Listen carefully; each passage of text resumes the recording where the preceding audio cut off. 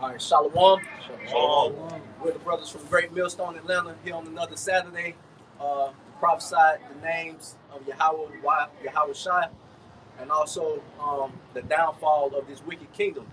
All right, before we get started, we would like to give all praise, glory, and honor to Yahweh, Ba'ashem, Yahweh Shai, Ba'ashem, Kakodash. We want to give double honors to our elders and apostles at Great Millstone. And we want to say peace, safety, much love, and blessing to the occupants across the four corners of the earth that are pushing out this truth and sincerity and putting their lives on the line to do so. We want to say shalom to you, brothers. Now, as I said, back another Saturday, man, in this wicked and perverse kingdom, while you got all kind of folly going on around us, it's a lot of activity going on today on this beautiful Saturday. And rightfully so, man. We're gonna get some evil looks today, man. They're gonna be looking at us funny, man, for the things that we're out here doing, and ultimately how we present ourselves, man, with the border of blue and the fringes, which the Bible tells us to do so. But the things in which we're doing lines up with the scriptures, all right? And everything that these other people are out here walking around doing is perverse. Okay, yeah. Even though America is said to be built off biblical principles, everything they do is contrary to it. Okay, So while we're up here doing what is considered a righteous act in the eyes of Yahweh Ba'ashem Yahweh Shai, the people walking by us looking at us as if we're doing wickedness, man, because we're not on the same page with these people, man. We're living under the same realm, but our minds and the way we carry ourselves are totally opposite, man. Okay? Yeah, and what's crazy about today is this is like the only day, which they really don't, but for the most part, they'll probably give us a slight pass because it's Halloween. So they see us as we dressing up. Right. That's the only time they'll look at us like, this is the only time we see like doing it, Yeah, like we in costume out here, man. Like we in costume. Yeah, man. But, hey, laugh, talk shit, do whatever you want to do.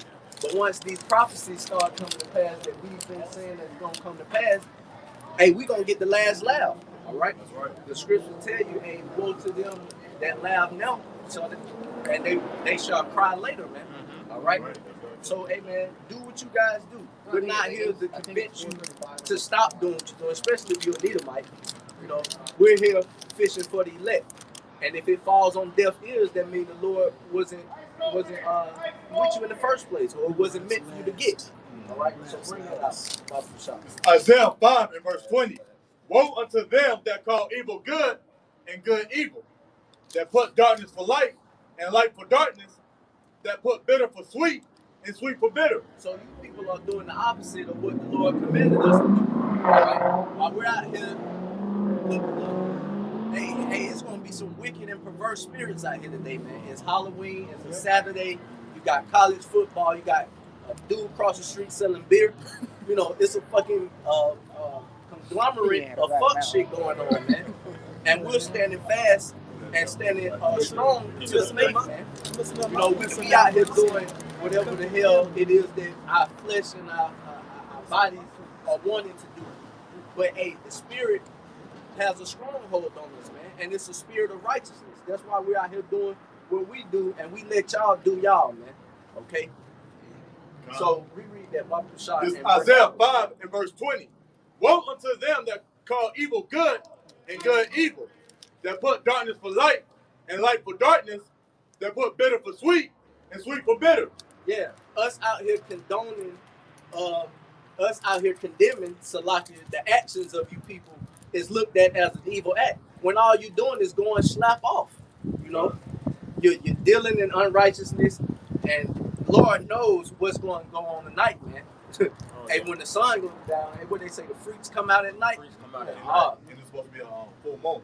Oh man, and a full moon. Yeah. These people equilibrium is finna be off. Yeah. Emotions gonna be high. It's spiritual you said that because I did a study on parasites, and they said parasites they're most active on a full moon. They said it got to do with the circadian rhythm, and So basically, tonight is a full moon. It's full moon and it's Halloween, man. So it's gonna be a frenzy of goddamn wickedness that's going on, man. first time this happened in like 75 years. 75 years. And you know, the elites, man, and these upper echelon Edomites, they get together and doing all kinds of shit, man, that I don't even want to imagine. Go ahead, bro. This is Isaiah chapter 29 and verse 15. Woe unto them that seek deep to hide their counsel from the Lord, and their works are in the dark. Yeah, hey man, your intentions and your actions have already been sought out by Yahweh Shem Shai. He knows the mind of men already, man. He knows what you're going to do, you know, what you've done, and what you're thinking about doing, man. So there ain't no hiding from Yahweh Shem Shai. You know, whether you're doing wickedness or whether you're doing righteousness, the Lord put that in you, man. So it ain't no fooling. All right, what they say, what's saying in the world, try to throw a rock and hide your hand. Ain't none of that shit. The Lord knew who threw that goddamn rock. You know? Reread that, Baba Shah. Isaiah 29 and 15. Woe unto them that seek deep to hide their counsel from the Lord, and their works are in the dark. And they say, who seeth us and who knoweth us? Who seeth us and who knoweth us? The Lord, man. You know, his eyes are 10 times brighter than the sun? 10,000 times. 10 times. Yeah, 10,000. Yeah. Hey, 10,000 times brighter than the sun, man. You know? So he sees what you're doing, man. Behind closed doors and openly. All right? Read verse 16. Yeah, and the white man got crazy surveillance, but we can't even be hid from him. Right. How much more the Heavenly Father, you know, from an aerial scope, putting the optics on Esau. The Lord created the world, man.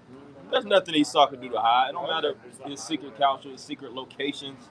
Yeah. You know, the Lord sees all these things, man. Yeah. Hey, and another thing, people got a false sense of privacy, man. I be watching these First Amendment audits where they just go around videotaping like random shit on government buildings, and people be all, oh, why are you recording? It's a First Amendment, motherfucker. The same country, the same country that you motherfuckers claim to love, it's your amendment or your right that you can video record in a public area, you know. But it's deep down in, but they don't want to be recorded because they know they on some fuck shit, man. Meanwhile, like the brother Barazal saying, Esau got surveillance on all our ass, man. You know, you're being recorded daily, and what more the Lord, man. Some cameras may miss certain things, or you know, the tape may skip, or it may run out of memory. The Lord he ain't taking no breaks, man. Ain't no schisms in what he sees, you know. And he had the angels down here too, taking account of everything, man. All right. So read Baba Shah. Verse 16. Surely your turning of things upside down shall be esteemed as the potter's clay.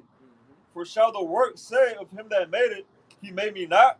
Or shall the thing framed of him that framed it, he had no understanding?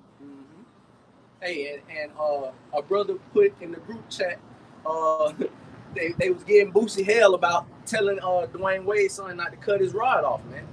That you changing the sex of that young man trying to make him a woman is the potter's clay trying to tell the creator how it was supposed to be created. Yeah. The Lord didn't make a mistake by making that young man a male, you know.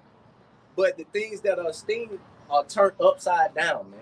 Boosie was right. Now, Boosie a nigga, don't get me wrong. Yeah. You know, he's a big boy nigga. But in that position, he was correct. Yeah, and that stance, he was spot on, man. This man was sent here to be a male, not a female. And they humbling him. They literally trying to humble that man. Trying to debo Boosie. Yeah. Trying to scare him with Mike Tyson. Scare him with Mike Tyson. And what he said is, Mike Tyson said he really, to be honest, he didn't even, want to actually ask him that question. Yep. But his daughter, because see, women got a problem with this homo. They really push this homo agenda the heaviest. Mm-hmm. Just like women mainly push abortion. Really, all wickedness really stems to what these women want, man. Yeah. Jay can't really push it for abortion and shit like that. Protesting it. We want babies aborted. We're pro-abortion. A lot of these men that do push that shit. Who's pushing them? Who's behind them, right? The damn women. Savage broke up with Amber Rose because she was pushing that feminism on him. He was like, I can't deal with this shit. Can't deal with that shit, man. Hey, but just like you said, with that fucking transgenderism, man, it's wickedness, man. Same thing with Herod's wife in putting John's head on the charger. Yep. Hey, and you know, we was just using that scenario of Lil Boosie and what's his nigga name, Mike Tyson, just as an example of how this world puts evil over good, you know, and good should be over evil, man. It's totally opposite and upside down. But the Lord is returning, man, to put one in rulership that is more profitable. That we're not going to allow shit like that under our watch, man. You know what I'm saying? The things that are turned upside down will be turned right side up, man. When we get a hold. If I may, I was watching what's this guy, Danya Allah? And he was on Sinetta TV, I think, yesterday, live. Yeah, the debate. Had a debate, and the question was, which culture is best? And I'm sitting and I'm like, that's the problem with niggas is they're rational. They think that they have a choice in this. Like, we're gonna choose what we're gonna rule ourselves with. Listen, like you said, the Lord is gonna set this thing up how He sees it fit in the perfecting of the ministry, and ain't nobody gonna have a choice, not even us. Exactly. We don't even have a choice to do what we're doing right now. Exactly. Reread verse 16 about the shot. You can if you want. Isaiah chapter 29. You said 15? 16, 29. Isaiah 29 and 16. Surely your turning of things upside down shall be esteemed as the potter's clay. For shall the work say of him that made it, he made me not?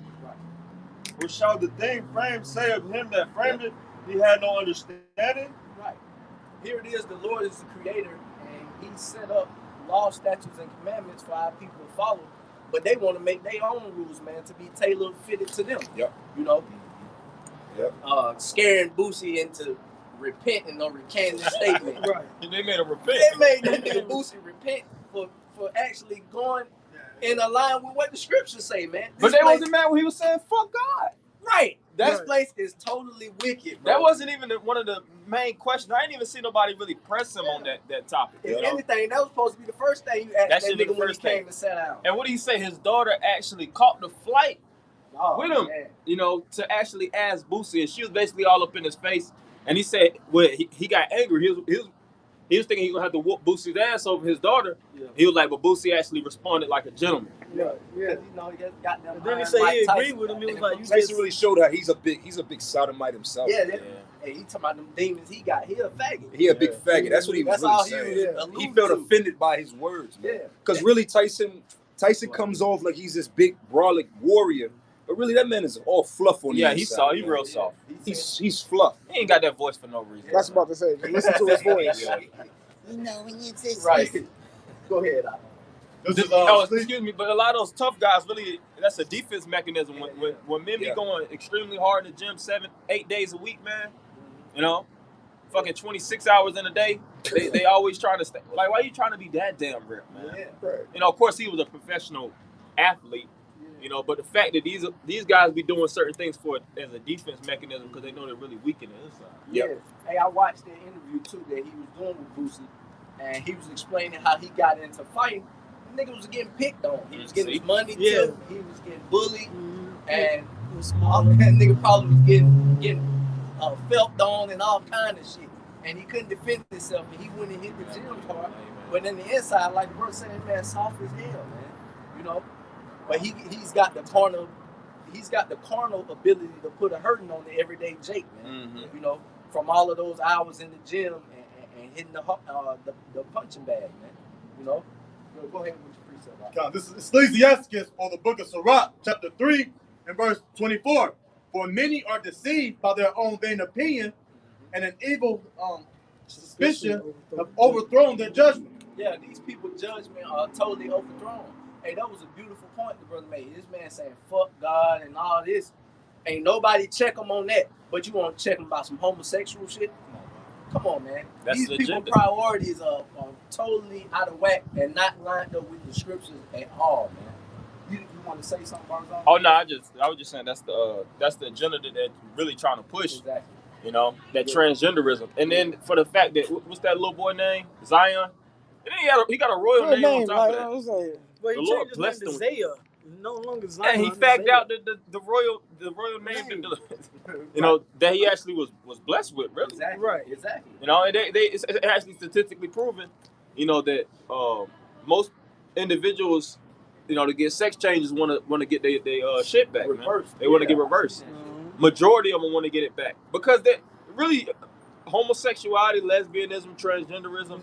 It's all mental. It's a mental illness. Yeah. That's the first thing they should let them know that boy is sick, man. Yeah. But they was willing to accept that. Now it's an acceptable norm. Back in the day, it was classified really as a mental illness. I got a precept too after. And Boosie only said he made the comment because it was a child. Now, had he been an adult, it's on him. Hell no. It's wrong no matter how you slice the pie, man. Nigga could be 90 years old. Yeah, nigga can be an infant, a teenager. It's wrong, man, according to the scriptures, man.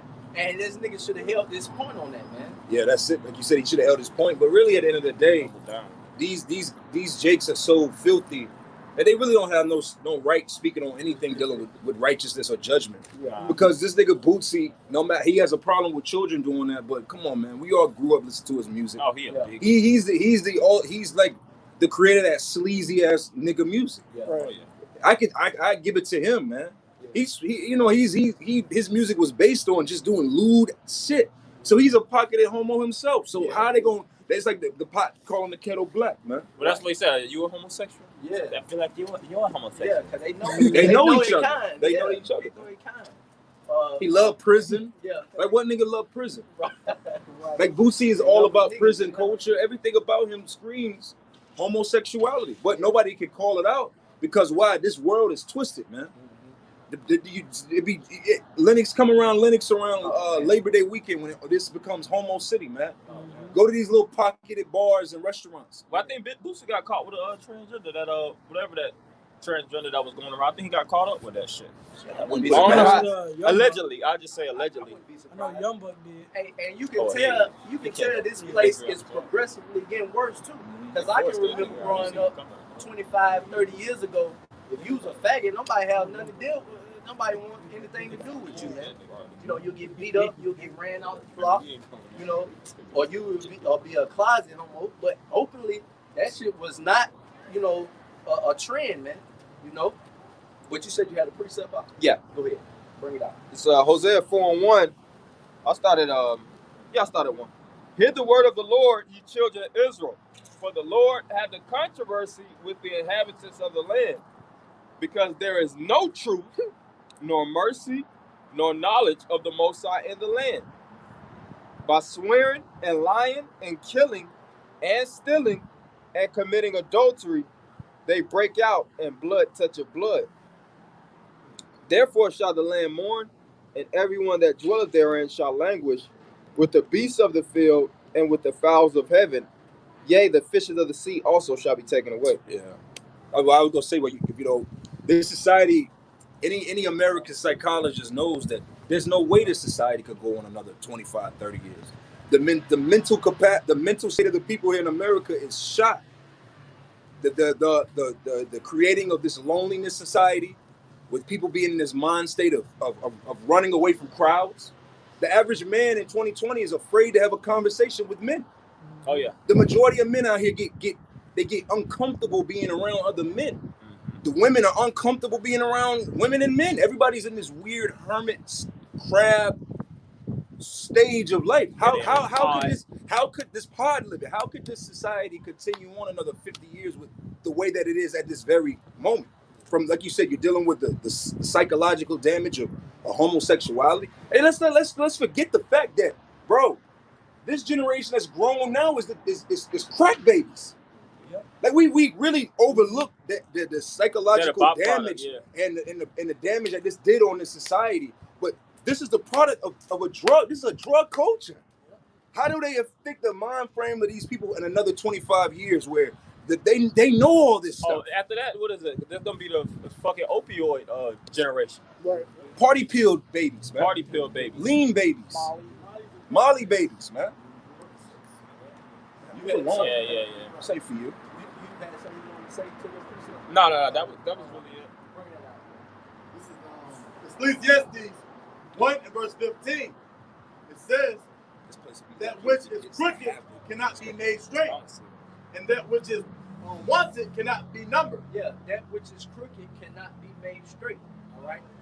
as we were saying, if this society continues in the way that it's going, it's only going to get more crooked, man. It's not going to be made straight. The only way that this society can change, or the world as we know it, it has to be translated from one person into another. And that translation is going to be from Esau, Edom to Jacob, man, and righteousness, man. All right? And we're not going to have to worry about the psychological things that we face subconsciously and consciously. You know, worried about homosexuality and worried about bills and a woman being over you. You know, all of that is going to be erased, man, and we're going to be in a righteous state, man.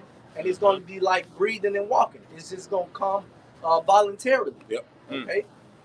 So the things that which are crooked cannot be made straight. All right.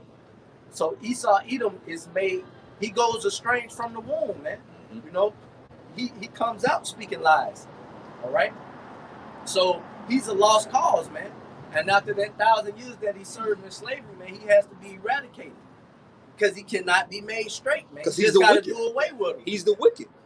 He's the wicked. He's the wicked. Like we're going, like you're saying, in the kingdom of heaven, it's a kingdom of righteousness. Right.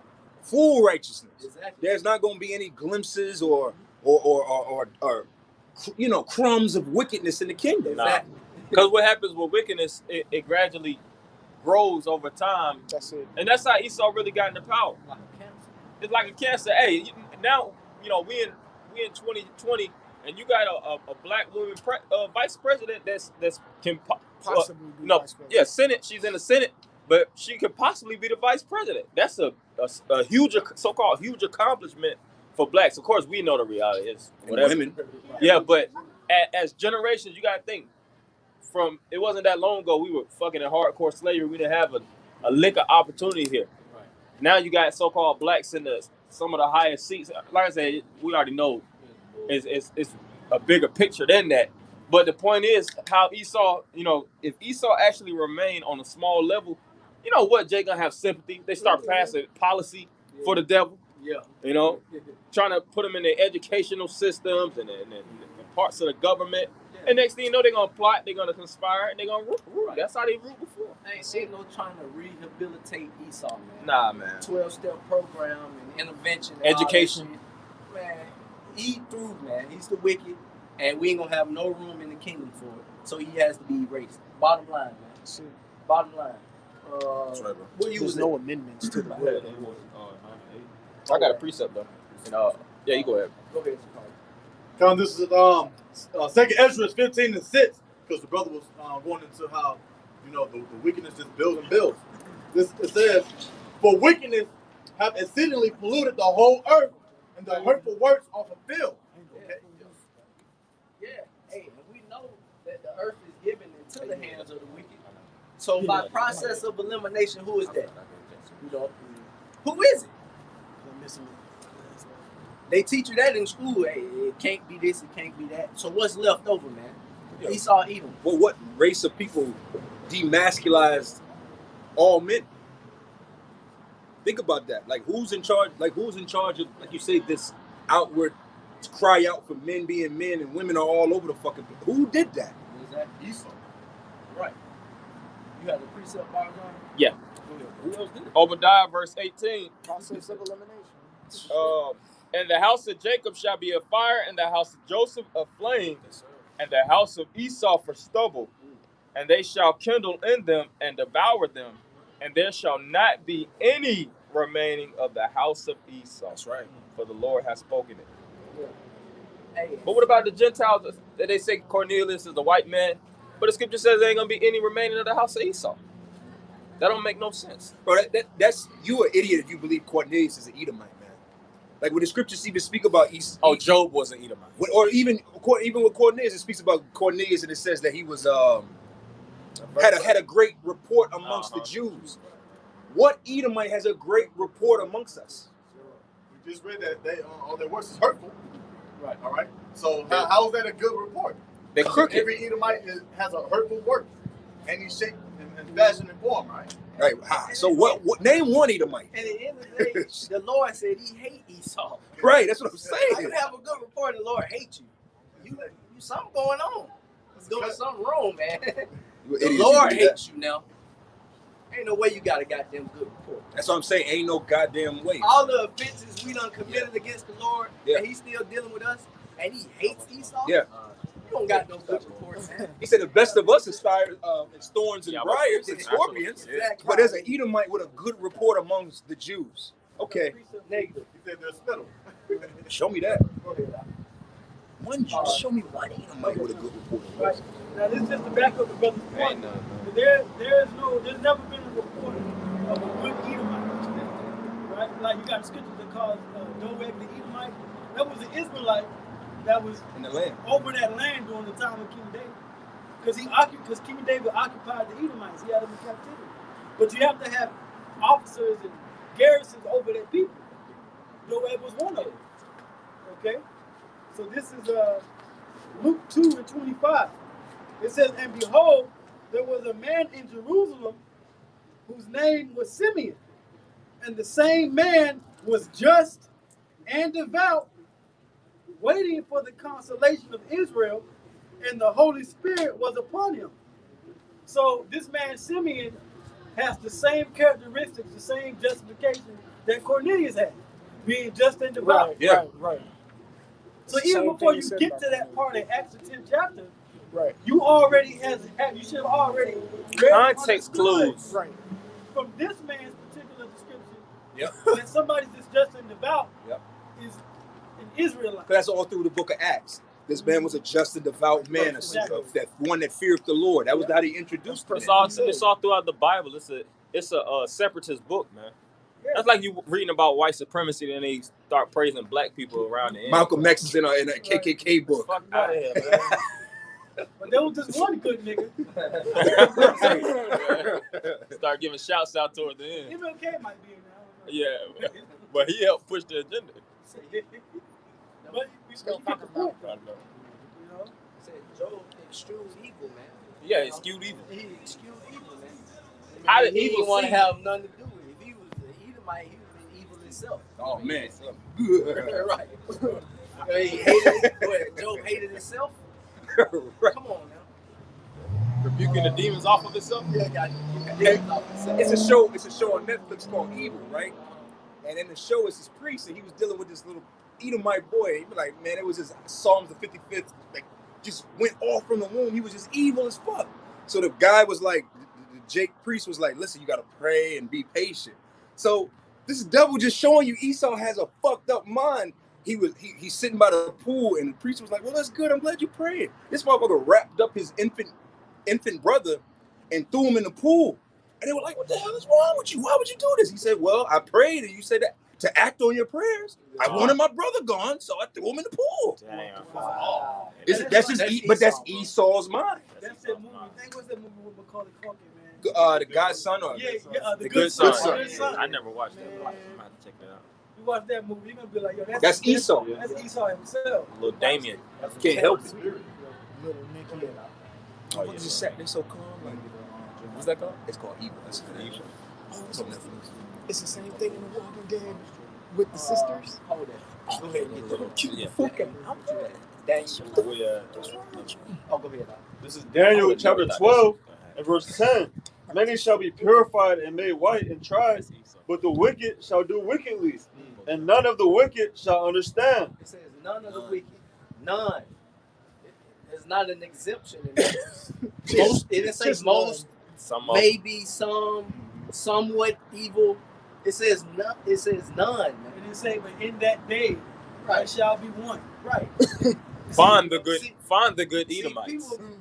people be trying to take the Bible and misconstrue it to fit them. You try to make it fit. You can't You make can't it make it fit. fit. It says what it says, man. None, zero, Zilch. zilch, nada. However you want to say it, man. None. Reread that, Papa Shaw. This is Daniel chapter 12 and verse 10.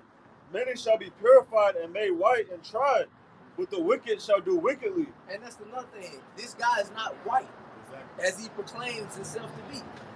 Then he tried to deem us as being black. You look up black, everything associated with it is darkness, Evil. wicked, and evil. When it's his ass, you know. Right. But he wanted to name himself white as a sign of purity and innocence, just, righteousness. Peaceful, that was the first scam he ever pulled. Clean, right? Clean. Really, we're white. We're the white people in the scripture. Exactly. It says many shall be tried and made white. So technically, if you really want to be technical, we're white people, and they're not fucking white people. They're black.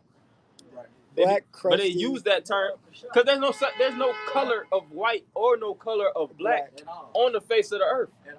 I never seen a black person. I was wearing black gloves, and I was thinking about this shit is black as fuck. But I was thinking it ain't never been a person I ever seen that's this damn black because it's black. Right, I seen this girl black. But it do be some dark. I ain't gonna lie. But not as a nation, not as a people. But as a people, they're not black. It's JD is extremely dark brown. Extremely dark brown. But it's not black. Right. Like you ain't never seen a black eye. That's That's the okie doke You only that see just that got scary pulled on y'all, man. Because it's subconsciously in your mind that he's white. You know, even the changing of our Lord and Savior, man, made him in the likeness of himself, man. That's right. You know, that's not what the scriptures say that the Lord looked like, man. And if you people did a little reading, all you had to do was go to Revelations, man. It tells you in the vision how Yahweh Shai looked, man. You know, but that's another play on words and another deceitful tactic that Esau has pushed out for so long that people just take it as gold, man. You know, they don't look up and look into things for themselves. And it's subconsciously, man. And that's why people don't fear the Lord either, man, because they have the image of a white Jesus in their head. Niggas don't respect the white man like that. They don't fear him like that. You know what I'm saying? They may respect him, but they don't fear him. Yeah. You know, because they fear him. They respect him because he can throw their ass in jail and they know he has the power over them right now. But if Esau didn't have a prison system or any of that, a 911, be wedgies all. Jake be giving Esau wedgies all day, man. Esau wouldn't stand a chance. Just like they took and ran Gad off and put him on concentration camps and reserves. That's the way Esau would be, man.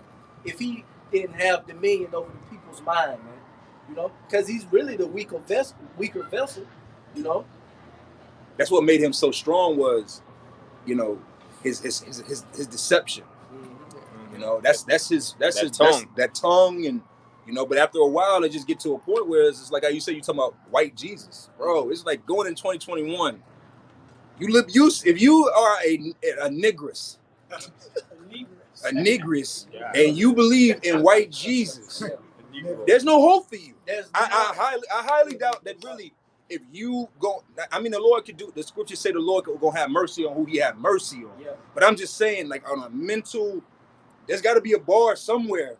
And it's like if you go to 2021 and you over 18 and you still believe in fucking white Jesus, you through. You're through, man. Yeah. And they even have it. There's too many references in these movies, shows, TV shows, this cartoon show. There it is, right there. Come on, man. That's the they lowest. Put that, that's black Jesus image out there. All right, so everybody should know going into 2021, etc. That man, the Lord has so-called black skin like us. Bro, at least believe he's olive color. God damn. They had a whole show called Black Jesus. They had a whole show called Black Jesus. If they can tell me he's olive, I'll be like, all right. Hey, by default, if you believe in Christianity, bro, you're bugged out. Yeah, you bugged out. If I come remotely close to anybody in my everyday, life, and they tell me they're a Christian, he bugged out. Bro, a nigga he bugged out. He bugged out. I was sitting at the house the other day and I was like, yo, niggas get up on Sunday. Like, it's niggas that get up in the morning to go to church. That shit still fuck with my head. Like, yo, niggas religiously still go to church. Religiously. Got Bible study on Wednesdays. Bro, that's comical. Especially being in your 20s. Right. I respect the nigga more if he just tell me he's Muslim or something, bro. Yeah, I honestly. Even though that shit is completely off, don't get me wrong. But if you the Walking Dead, you're a Christian, man. Yeah, because the difference from the Christians and a lot of those other, it's levels to even religion, man. At least those Muslims, which we don't, the Muslims bugged out too, don't get it wrong. But at least they have a little bit of fight in them. Yeah, man. They willing to actually, assimilate and discipline. Contend, have some type of discipline ship. They call certain things, and the Farrakhan calls out certain things. And they call out social injustice. Christians don't call out none of that shit. They just pray. Because all of it's been done in the name of Jesus. So anyway. white Jesus, white Jesus been getting your ass handed to you for the longest. And Right. Jake don't see it because what white Jesus teaches, or the scripture says what? A whole nother Jesus. Yeah. Man.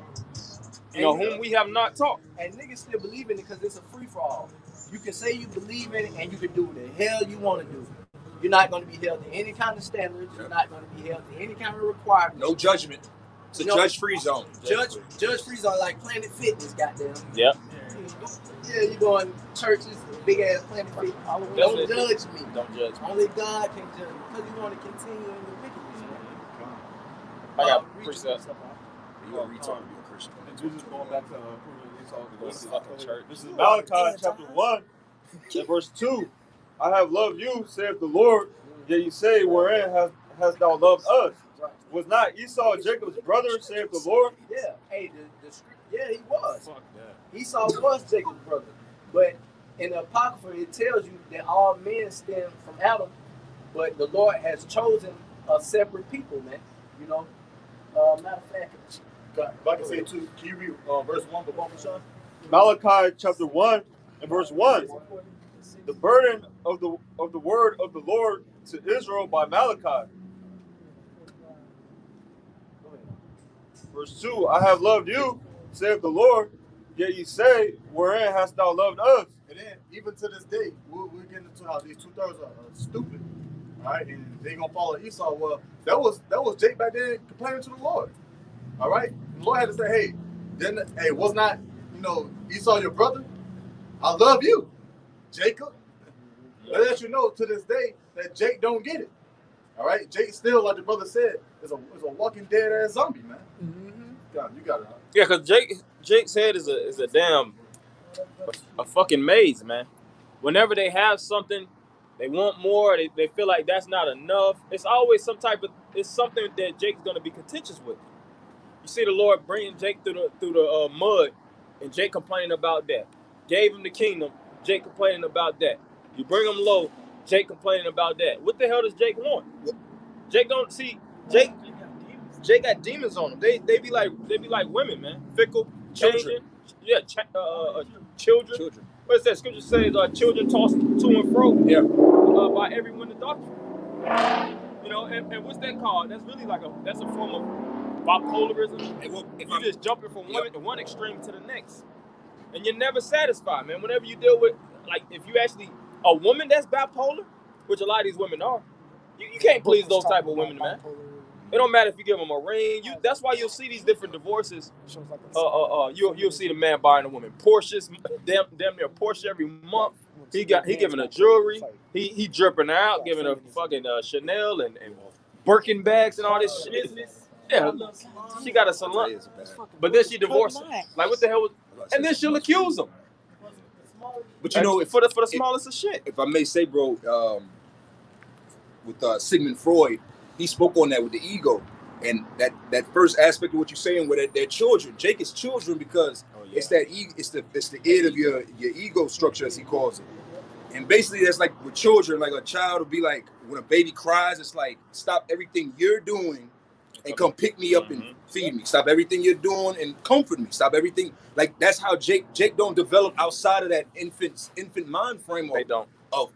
They don't have a reasoning within them. So Jake's mind has always been, stop it. I want attention right fucking now. Me. Do for me. Because they're children. Man, Esau, the Lord really need a strong reset button for Jake, man, because Jake it's just twisted, man. That's the vibration. That's the witchcraft of Esau. That's his vibration that he's keeping the people on. Yeah. Whether it's the musical frequencies, everything, the radio, 3, 4G, all this, it's keeping your vibration low. It's called keeping you at a borderline personality. Yeah. Where you're just a bare minimum of whatever you are. And that's how Esau has kept everybody. Whatever you're great at, you're just, like, everybody has a gift that the scriptures speak about. It suppresses you. There's a gift in everybody. In Ephesians, it speaks about the perfecting of the saints and the gifts. Everybody has a gift in them, but Esau, through his, like you said, his witchcraft, his psychology, his school system, he just wants you to be, listen, you a warrior, be the weakest warrior you could possibly be. If you are a smart man, be the lowest vibration of a smart, there's no stepping above it. And if There's a you lot to break your limits. and if you do want to advance and use the gift that the Lord has given you, you got to go through Him. You gotta go. You got to go get a degree. Oh yeah. You got to go get certification. It's books. You got to, Cause I'm naturally gifted at this. Why can't I use this, in order to be profitable and make it in this society? But everything, hey, we under the curses, man. like nobody should be poor because everybody has a gift within them that should be able to maintain them through life. Yeah, and the spirituality, even with illegal immigrants, it's I just use this word, ramifications with illegal immigrants. You can be an immigrant and actually be shipped to the United States. It's under certain conditions, and one of those main conditions is you have to have some type of skill that's resourceful. That's why they kick you out the country, because you're not making. If you can't come over here into America and be an immigrant and then don't be working because I can't make taxes off of it. Yep. So that's why Esau will come and find you out and be like, "Oh, you from Jamaica and you ain't making me no money. The fuck out of here. Go back to Jamaica." Yeah. Right, because they give you something called, like even if you're an immigrant, they'll give you a work visa. Yeah, a green card, work visa. Yep. Let's get back to the Malachi. Go ahead. This is Malachi chapter 1 and verse 2. I have loved you, saith the Lord. Ye say, wherein hast thou loved us? Was not Esau Jacob's brother, saith the Lord? Yet I loved Jacob, and I hated Esau, and laid his mountains and his heritage waste for the dragons of the wilderness. Hey, the Lord hates Esau, man, and he's dealing with Jacob. Even though it may seem that it's the opposite right now, because we're under the curses, man. The scripture tell you in Deuteronomy 28th chapter, I believe around the 48th verse, that we're going to go to our enemies for one of everything, man. For food, clothes, shelter.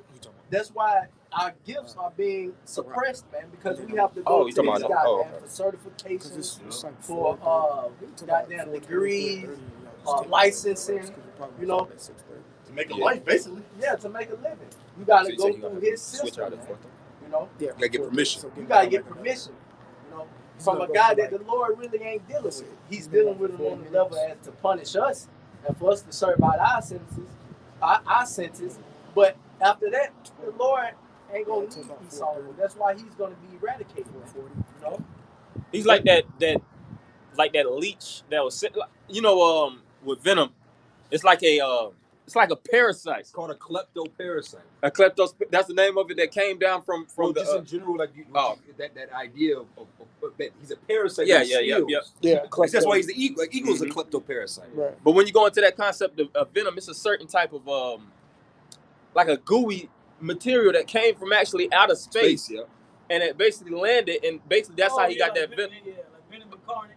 Yeah, carnage and all that. But that's really Esau, man. Like he was designed to just be the wicked. But after the job was accomplished, you don't need him no more, man. That's it. That's why certain people speculate, which is we already know what the scriptures say. But Jake go out the war, man. He's the fucking reptilians, man. He's part pig. Yeah, part pig, because he's just so evil. It's like he just can't be from the genes of a human, man. Right. Hey, but the Most High set him up to be the wicked, man. And after this, the whole deal is done on the spiritual side. He is that left hand side energy, man. Anointed on the left hand side. He's anointed on the left hand side to be the devil, man. Yeah, that's why the Lord called him the anointed cherub. Yeah, see, Esau can be compared to anything that you use that's disposable. Once you use it, you have no other use outside of it. You just throw it away. Like, they got niggas around here wearing masks. You wear the disposable mask. Once you leave away from outside, you go in the house and throw the shit away. There's no more purpose for it, man. Yeah, disposable wipes. Disposable wipes. Toilet paper. Disposable cameras after you use all the film. You get the film. Trash. Keep it away. You take the film out. It served its purpose already. After that, it's trash. Big boy suits. Turn around. You can go to a Halloween party. This is the second Ezra sent in verse The Lord 55. called me now. I said, Charlotte Warren. This is the second Ezra sent in verse 53. Upon the sixth day, thou gavest commandment unto the earth that before thee it shall bring forth beasts, cattle, and creeping things. And after these, Adam also, whom thou madest Lord of all thy creatures. Of him come we all. So we all stem from Adam. Okay? Every human being that is upon the face of the earth stem from Adam. Even Esau, even though he's the wicked. Okay? Keep going.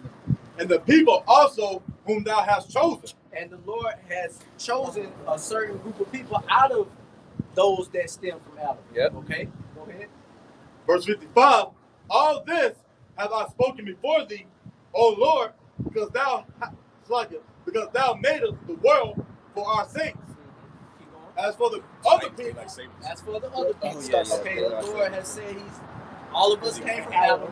He's chosen the people, but then the others that are outside of the chosen, go ahead. as for the other people, which also came of Adam, thou hast said that they are nothing but be like unto spittle. Yeah, so if our people, the so-called Negroes, Latinos, and Native Americans came back to their heritage, they would have a different mindset, man. They wouldn't be involved in Christianity because they'll know it's total bullshit. And they understand that all this shit is designed to play them, man. Exactly. Jay be having so many games played on them, Man. and then they get mad when, like when they women play. You know, of course, you're gonna get angry because that's a direct insult. Yeah. But this white man play you all day, every day, and then you got the nerve to go wait in line and vote. Oh, man. Christians vote. Yeah, oh yeah, you Christians, yeah. And then What did you say? here it is. You got Lil Wayne and What the Jeezy endorsing these different presidents. Man, Q, oh, Ice Cube. Ice Cube. Who he endorsed? He sat Trump. down and said Trump. Oh, with Trump. Because 50. Trump's got a plan. You know, he's supposed to listen to Jay. Yeah, supposedly. You know what I'm saying? I like Stephen Jackson, man. He Oh, said, yeah. fuck that. Yeah, he don't fuck with none of this Yeah, shit. yeah. Fuck Trump and Biden. I That's know it. that's real. That's real. He a real He nigga. he just tired of Babylon. He's tired. He tired of these hoes. After George Floyd died, he was gonna go fuck this Man, shit. But before that, when he was talking about these hoes, because I think he's like, man, don't get these women pregnant, man. He been rebuking. That's all he do is make rebuke videos. Jackson knew some bullshit when they tried to kick him out for swinging on them Edomites in the brawl. Yeah. When they got the brawl in, in Detroit. In Detroit, yeah. He a real nigga. That's a real. He a blood. He said he's like the best blood to ever play basketball. Yeah, Something that's like a that. nigga, man. He's a real nigga, man. I like him, man. Yeah, I do too. But yeah, our people are getting played, bro, and it's like it's the same trick over and over, bro. As you see, At least he got as one. you see, Yeah, that's why I like him. you playing a sport, and you see the play being ran 2-3 times, you ought to see it coming from a mile away, man, at some point. But our people are blinded, man. Our people fall for the same fucking card move every time, man. Yeah, Where is it? 3-card Monty. Bet, throw another 10,000 on it. Niggas do the same shit. You see him slide the card in his back pocket. Jake just fall for the same. The okie doke. Hey, and I'm gonna let you go back to that scripture, but it says in Romans 11:7 that the mysteries were given, the mysteries of the kingdom was given unto the elect, and the rest of them were blinded. And when you go in that word blinded, it goes into void of understanding. That's right. Our people have totally lost the ability to understand what's going on around them, man. You know, and Esau is the culprit. And he can't even pinpoint that. That's why we say, bro, if you're a Christian and you're in that loving everybody's spirit, and you're going to be one of the first to go, man. All hell breaks loose. You're going to be running towards the danger because you think everybody, you know, you love everybody. Purge first election. Right. And they ran to their church. Exactly. That was the first place to get hit. You thinking you in a safe haven? Oh, they ain't going to touch the church. No, they don't touch that shit. Man, that's the easiest place to go in and wreak havoc. You know, bro, what Christianity has done to the world. You always talk about this, and there's this documentary on Netflix about serial killers, and they like to make this idea that there's no evil out here, everybody's good and shit. And in this documentary was something that's like the Poughkeepsie tapes. What's love got to do with it? You hear the song? Yeah, see, The love ain't got shit. ain't no love out here. Ain't no Ain't no love. love, but because Yahweh Shai said that. He said, "I send a sword, not peace." Yeah. So in the thing he said, at any moment around the globe, there's at least 25 to 50 serial killers in different regions. But they don't put it on the news. So these people, like how you said, these Christians, oh no, turn the left cheek. No, it's gonna be a time where you gonna have to rip some cheeks off the face. off the face. Fuck turning the cheek. And it was spirits put down here for that particular person, man. Spirits of vengeance, man.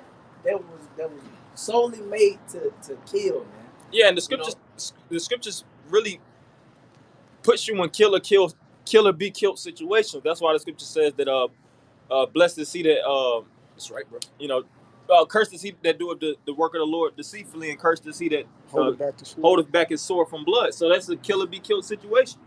You're in a situation where either you're gonna hold your sword back and let the individual thrust the sword through you. What choice you gonna make? And a lot of those Christians, they're willing to die for their faith, their false faith. On top of that, man, for white Jesus, and that's been programmed in them. Yeah, the white man deliberately programmed in you to make it where you're basically like a neuter dog, man. For this moment coming. Because they have no substance behind what they believe in.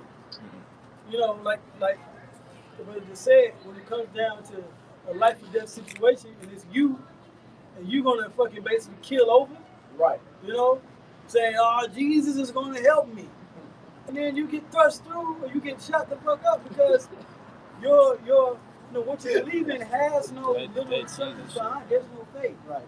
There's nothing going to be done for you. Yeah.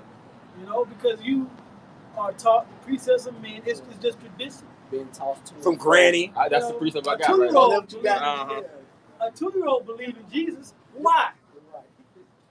Now you can tell them about him. Right. But when it comes down to them having a conviction of belief in Jesus, like a reason. a 4 or 5-year-old, they don't have that.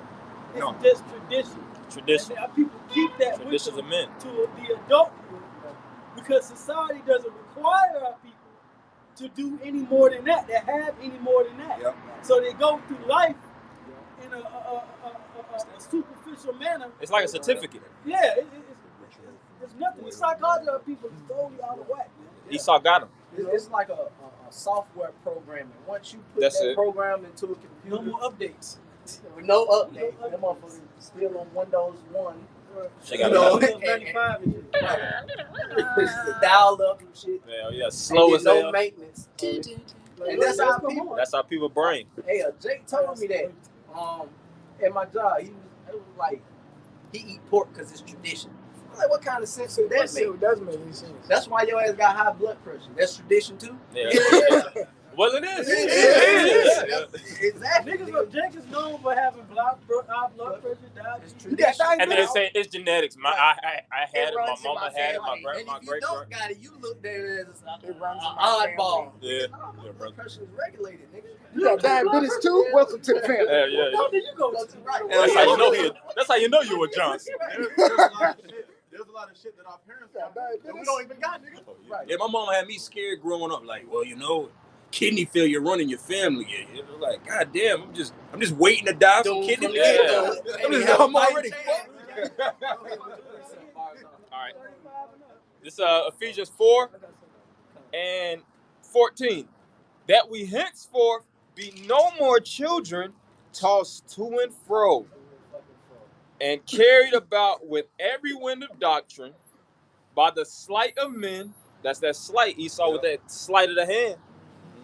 And cunning craftiness whereby they lie and wait to deceive. You got it right. That's right. And that goes to show you, man. And our people don't question anything. They just go along with the program. Esau tell me to wear a mask, I wear a mask. Esau tell me I can take it off, I take it off. He got a vaccination for me, I'll take it. It's like, bro, they just toss to and fro to whichever way that the government want to sway the minds. They go along with it. That's their daddy. Yup, that's their daddy. Esau can tell the motherfuckers get rid of their cars, we just gonna walk everywhere. Niggas gonna do it. Niggas gonna do it, man. That's a new law. That's a new law. Ain't nobody gonna question nothing. Like, damn. 26 and 2, no driving. Yeah, you know what? I did want to get rid of my car last year anyway. Yeah. Then Jake start excuses. talking about emission. Yeah. No, this is going to end global warming. All of a sudden, niggas care about the environment. Right. Like, come on, bro. You wasn't thinking about that shit last week. Esau told you not to. That's why you ain't doing it, nigga. Right. Well, the clunkers in 08. Remember they made everybody don't give up their cars, the junkers. Obama did that. He made everybody give up they old cars that you had like sitting in the yard, and you got a tax credit. So they've done that Well, before. They still do it now too. Yeah, and see a lot. The government does a lot of these things for what's known as a social experiment, man. They do these things to push and see how much you resist. One thing the government does not like is resistant citizens. All right, just like a child, you do certain things to put your child to the test, or you do certain things to push them to see if they're actually subject to you. And if your child is resistant, you go, oh hell no, or a dog or an animal. If you have an animal that's resistant, here it is, you put it on a leash and they don't want to go the way you want. They bucking up against you. You gonna put that damn dog down. Bite your hand. Bite your hand. And Esau, like I said, he wants subjects. He wants to actually have his foot on your neck, and if he wants you to go left, you better go left. That's his mentality. If he wants you to go right, you better go right. That's really pure power. He wants to have full control over you without no type of gainsay, no resistance, no nothing, man. He knows what it means to be a God because he knows the knowledge of secrets. Spiritual world. He understands that. Yep. That's what he wants. He's not going to settle for nothing less. And they're deleting out the ones that resist really the powers that be. If you have something to say against the government, like a lot of these, when the coronavirus first hit, it was a lot of doctors speaking out against the government and saying that it was basically a government planned operation, and a lot of them got killed, man. A lot of them just popped up missing. I still ain't heard anything from those doctors that was popped up missing. And a guy from the CDC the other year, remember black man, Jake got missing. They done kicked Fauci ass off the they kicked him off. task force. Yeah. They don't even want him speaking public. They pulling him out. Yeah. All the way. They put him all over the face, and they shitted on him. Yup, shitted on him. Because he telling them, hey man, this shit is not under control. Science says it's not, man. But you got it, man. This is Jeremiah 4:22. For my people is foolish. They have not known me. Right? And our people, that's basically what we're saying. You're stupid, man. Okay? You got to be, like I said, it is insanity. Okay? Insanity is what? Insanity is expecting a different result from the same action, basically. Action, man. Yep. You expect a different result. There it is. You've got no results in voting, marching, or demanding any kind of justice in the system. You expect to change. Okay? That's insanity. That's foolishness. Our people got mental issues, man. But that's why the government knows to give you these depressors, depressive drugs. That's why they don't care about legalizing weed. Weed calms you down. But then at the same time, it rouse you up too. But the point is, it's just insane to be in that state of mind. I got the people see. You've seen all these so-called civil rights leaders do the same thing you niggas trying to do and getting their ass beat for over 50, 60 years, and you go down the same path and police doing the same thing to you, like the niggas in Philly riding. The police ain't finna keep having y'all do that shit. Hell no. They just start bodying niggas, man. Shooting them with rubber bullets, tear gas and niggas. Y'all getting the same treatment your forefathers got in the civil rights movement. That's what the brother said. That's insane. For me to see this brother walk out here and God forbid something happened to him and it does, and I go right behind him, and then this brother go right behind me and he go, that's insane, bro. Yeah. Instead of walking this way, and avoiding what we just went through, you gonna go down the same peaceful path? Protest is insane. That's insane, bro. That's the definition of insanity. No world has ever changed. No revolution ever happened by the people being peaceful. Exactly. Well, this is insane on Entamon, and it says mentally damaged, mad, insane, or of an unsound mind, outrageous. Because a person, you be like, man, this person's insane. Your actions are outrageous. They're all over the place. Excessive, extravagant. Basically, insanity as a sickness compared to a lunatic. Is there like a dictionary definition for it? I can look it up. Yeah, outrageous. When you're doing things out of rage, It's out of, you know, you got you know, when they say mentally damaged, that's because we're under the curses. These people are underneath the curses of Deuteronomy 28 chapter. And then it mentioned about being mad. What it say, was it Deuteronomy 28:22, mischievous madness? And that's mischievous, astonishment. That's the mind state of our people. You know? I got it real quick. But the thing is, see, you have to go about things in an organized manner. That's why the scriptures also says that anger resteth in the bosom of fools. Because you have these different protests, and it's people that's pissed off, and they're not. First off, they don't analyze or evaluate. Like this last nigga that just got killed, he was a big nigga, man. Not that his mom. Oh, beating on his mom, and then he got what he deserved. And then he got what he deserved. He got what he Like fucking if deserved. you was like if Jake wasn't a cop, they wouldn't have shot the shit out of that nigga too. If I was a cop, I would have shot the shit out of that nigga. I would have straight to the forehead. Man, hell yeah, I would have put him down. You know. And if I was the judge, I would have let that cop get off, plain and simple. Hey, and that cop at the Wendy's that killed that nigga up here off of University. Yeah. You can't wrestle with the police and grab his taser and think you finna leave with your life. And the thing is, they were deliberating with him peacefully for like 2 hours. Right. And then he put his hands behind him, and then he yanked away. Yeah. Fuck are you doing drunk and sleep at a Wendy's Right. And then on a Wednesday? And then resist like you ain't drunk. Fucking Like Wednesday. Jake bugged out, man. What are you doing? And our people so Insane. wired, and the media got them so Insane in the far membrane. gone that they take that and run with it and start tearing their own neighborhood up and burning it down. See, and that's how you know it's mad people that's trying to judge matters of other mad people. We're literally in an insane asylum. It's a circus because people they'll watch that and you know what, Jake? Man, that's fucked up, man. Man, none of them was right, man. So that's the police's job is to kill people. You're supposed to protect us. What the fuck is wrong with y'all, bro? But see, Jake is oblivious. Jake is oblivious to the past. Jake is oblivious to the past, and they don't really, rewind back and think, all right, this white man has been killing us. Right. Ain't nothing changed. That's why I said, well, what does the scripture say in Zephaniah, the 2nd chapter? Gather yourselves together, O nation not desired. We're supposed to be organizing through the spirit and power of Yahweh Shema Shah, building up, really through the spirit. It's spiritual, man. But bro, like you said, this society it's the same asylum.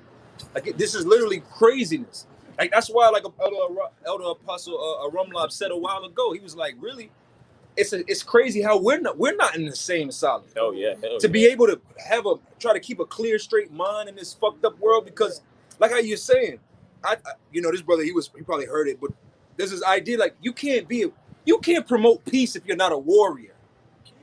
Like you get what I'm saying? Like you cannot be a person that stands on peace if you're not a warrior, because why? Sometimes the only way to keep peace is through war. It's through war. So the most known people to keep peace are warriors. But then when you go to these cities and the people that are crying for protests and peace, bro, get off the block. These are all a bunch of people that don't have there's no purpose to them. This is the vanity. So they're just trying to find something to fit in. Like, this is not your cause. You're not going to bring about peace. You're not going to bring about change. Right.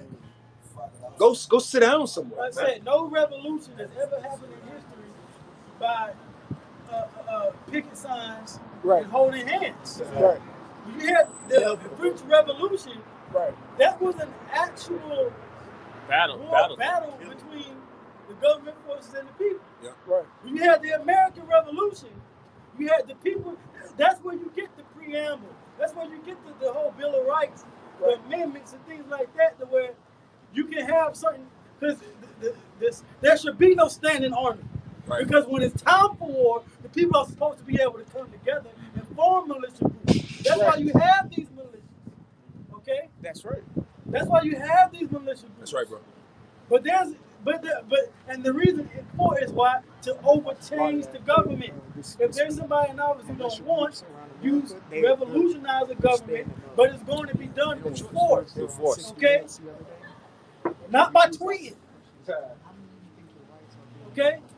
Show me a government that has changed by peacefully protesting, and I'll show you every government that's changed by war. Oh. You know? I got a precept too. I just finished it out. Jeremiah 4:22 again. For my people is foolish, they have not known me. They are silent children, and they have none understanding. They are wise to do evil, but to do good, they have no knowledge. They have no Our knowledge. people have no knowledge to do what's good, according to the Lord, according to God. You say you believe in God? Which who you believe in? That's right. What's his name? What standards does he have that you can say that I align myself with this power, that I have my faith in? Our people don't have that.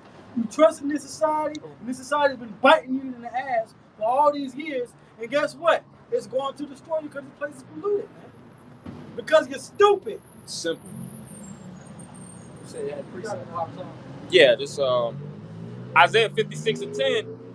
His watchmen are blind, they are all ignorant, they are all dumb dogs.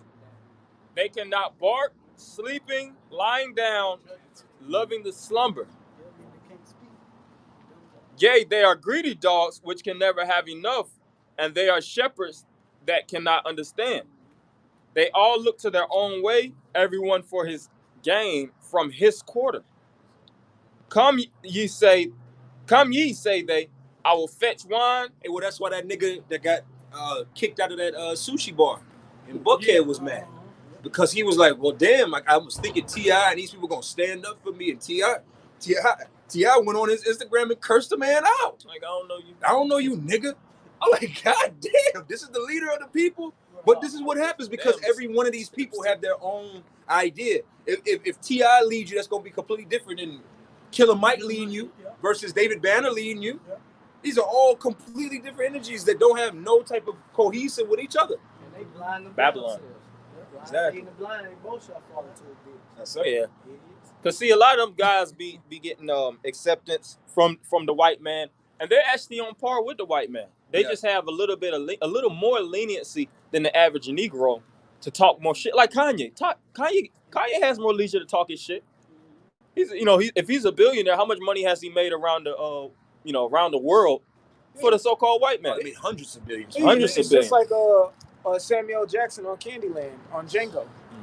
You got that's he was that's a talking that Kanye shit. West. That's a Kanye West. He could talk the shit that he wants to talk. And all these leaders like Killer Mike and T.I. and My son. my son. They're authorized leaders, man. They're authorized. They're literally paid to.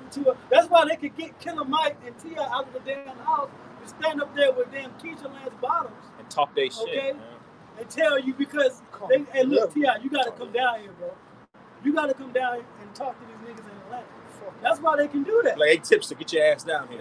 Hey, Clifford. We got some more government work for you, Tipster. Clifford. Come on down here and come these people down here, Killer Mike crying and shit. Do your jig. You know what I'm saying? But that's why the scripture said that. To do that. These ain't real leaders. They paid off leaders. I'm gonna read that one part over.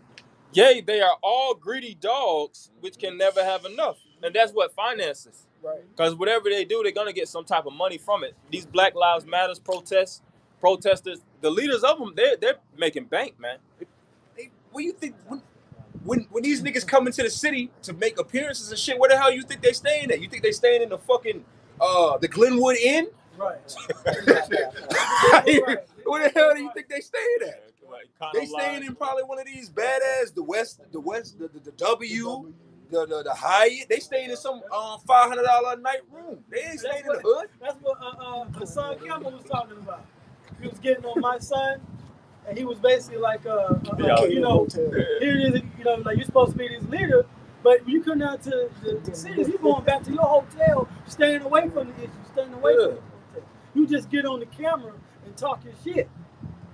Because all these people are paid off. And go back to the resort. And they go back to the resort or the luxury room, and they're sipping on the Mai Tai, whatever drink they got out now, bottle of goddamn champagne, and they're fucking watching the news. Moet watching Jake get their ass whooped. This is fucked up. This is fucked up. We need a plan of action. Tweet. Yeah. Eat $1,000 steak. A little bit more. Yea, they are greedy dogs which can never have enough, and they are shepherds that cannot understand. They all look to their own way, everyone for his gain from his quarter. Come ye, say they, I will fetch wine, and we will fill ourselves with strong drink, and tomorrow shall be as this day, and much more abundant. You got it, Ross. Okay. This last precept. Okay. This is Judges 10 and verse 13. That was Yet ye have forsaken me and served other gods, wherefore I will deliver you no more. Go and cry unto the gods which ye have chosen, let them deliver you in the time of your tribulation. Yeah, hey, and at the end of the day, if you're not serving the power of Yahweh Hashem Yahushai, you asked out. Man. You know, all that Jesus Christ and Allah and Buddha and all that shit, and their destruction, we're gonna see where those guys at. You know, when you got these troops kicking in your door and ravaging your woman and doing whatever the hell you want to do with the rest of your family, man. You know, let's see if those that you've been calling upon while everything is good can, you know, and continue to keep that same energy, man. Because we're gonna keep our same energy, which is the spirit and power of Yahweh Shem Yahushai. Sure. So with that, you know, I'm gonna step down and let another brother blaze in the spirit. Yeah, just like the brother was saying, you know, you gotta, you know, you Jakes, you know, keep that same mentality unto the end. And a lot of these Jakes is, you know, they're stuck in their ways. It don't matter how much you will try to persuade them or, you know, really entice them towards the righteous way and to keep their heads out of this bullshit. They still want to follow the ways of Esau because this is all they know. When you had a lot of the different slaves in the 1600s, the 1700s, really going into the 1800s when Jake started having the ability to lead their plantations, a lot of them didn't want to go. Why? Because they was fed by their master. The master gave them a bed to sleep. They didn't care about the ass whoopings. After a while, you get numb to what the ass whoopings. Mm-hmm. You get beat so many times, you get numb to it. You know, and Jake started to get numb to the ass whoopings. They got numb to the oppression. They got numb to the ridicule. And they basically were looking at it like, this is my resting place. This is where I actually get fed. This is where I actually get my water. And I don't know nothing else. I don't know nothing outside this plantation. That's the same thing. That's the same mentality that's been adopted in a lot of these different Jakes. They have a real, and it's called Stockholm Syndrome. Yep. It's a somebody get one of them, Hosea 4:6. You know, it's a real mental illness that a lot of people of our nation possess. You know, and they can't break the sunken place. First off, they don't acknowledge that they're in the sunken place. Mm-hmm. You talk to these different Jakes, and you really try to have them push against the grain. They don't even see what to fight against. They just see it. You know, it's still, you know, it's a few good. I ain't even gonna say it's a few good white people. They'll say it's a few bad people in the government. You know, a couple of bad weeds that got to get pulled out. But the American government on the whole is righteous. Yeah. You know, we have you know, black mayors. You know, we have black people in the Senate, all these different positions. You know, and the you know, Jake is pushing for change. You know, my job is just you know, up the wages. I just got a raise. I see things changing. I see things moving exponentially. Yeah. You know, that's what Lil Wayne said. He was like, if you can't look at me and tell that white people don't acknowledge that black lives matter, then what the fuck is you talking about? That's what he said. Exactly what you said. I'm a black rich motherfucker. I'm a product of that. Yeah. You know, it's a product of really just them using him to, you know, destroy our people. Yeah. And that's destroy himself. And destroy himself. Because individuals like that, they don't really see the bigger picture. They just see what they've been showered down with. He got a $100 million net worth. That's his personal. He's been showered down with all kind of you know, goodies. He can go to certain places and get paid for it. You know, people pamper him, not knowing that he contributed to the destruction of hundreds of millions of people, man. Yeah. Through the drug usage. Hey, he's one of the main people to blame for the opioid epidemic, man. Yeah.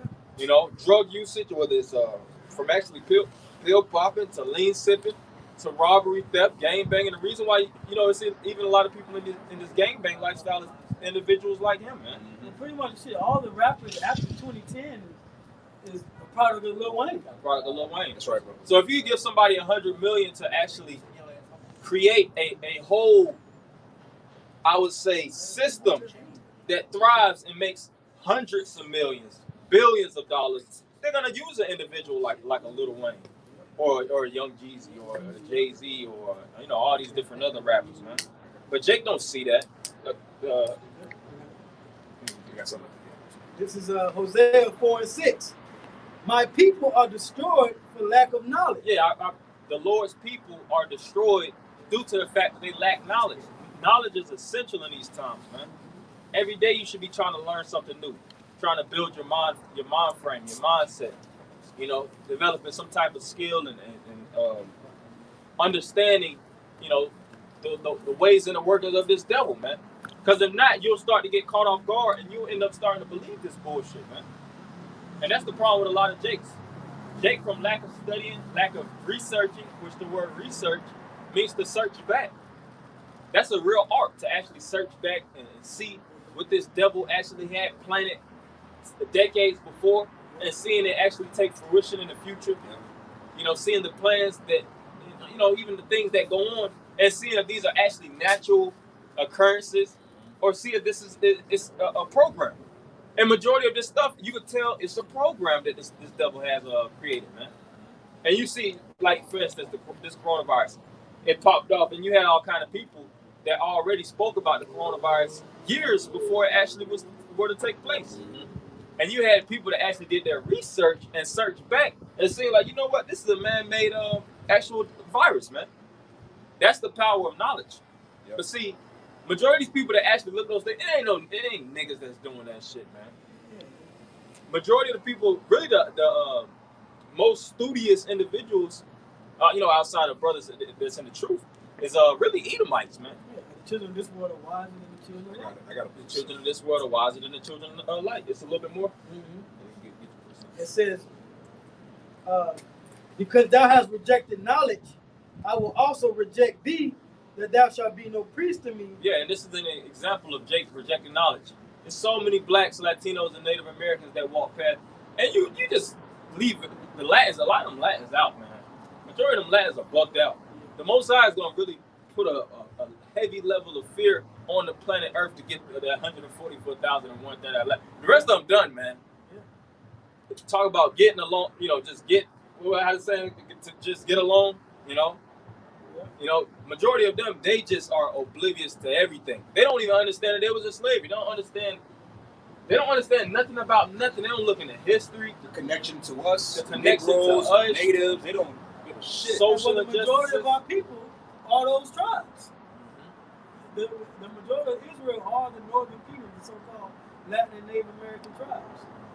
And if you're not a passive Latin, and you're an extreme in something, you're an extreme drug dealer. That's really the two types of Latins. Thief. That's really the two types. You're extremely passive, and you can't get, you don't get convinced on nothing. You're still sucking your mom's titty. Still stuck on the titty, or you just an extreme gang, activity. What they got? The MS-13. Tattoos all over the place. An extreme thugging ass Latin, man. That's really the two types, man. You don't have the ones that's really in the middle that's protesting and for their justice. You got a few of them, but for the most part, they just stuck in the system, man. Can you read that over? Okay. It says, because thou hast rejected knowledge, reject thee. I will also reject thee. And majority of our people are rejects, man. Don't be trying to go out your way and teach Jake over and over and over again. Jake already showed their hand that they're not trying to hear it.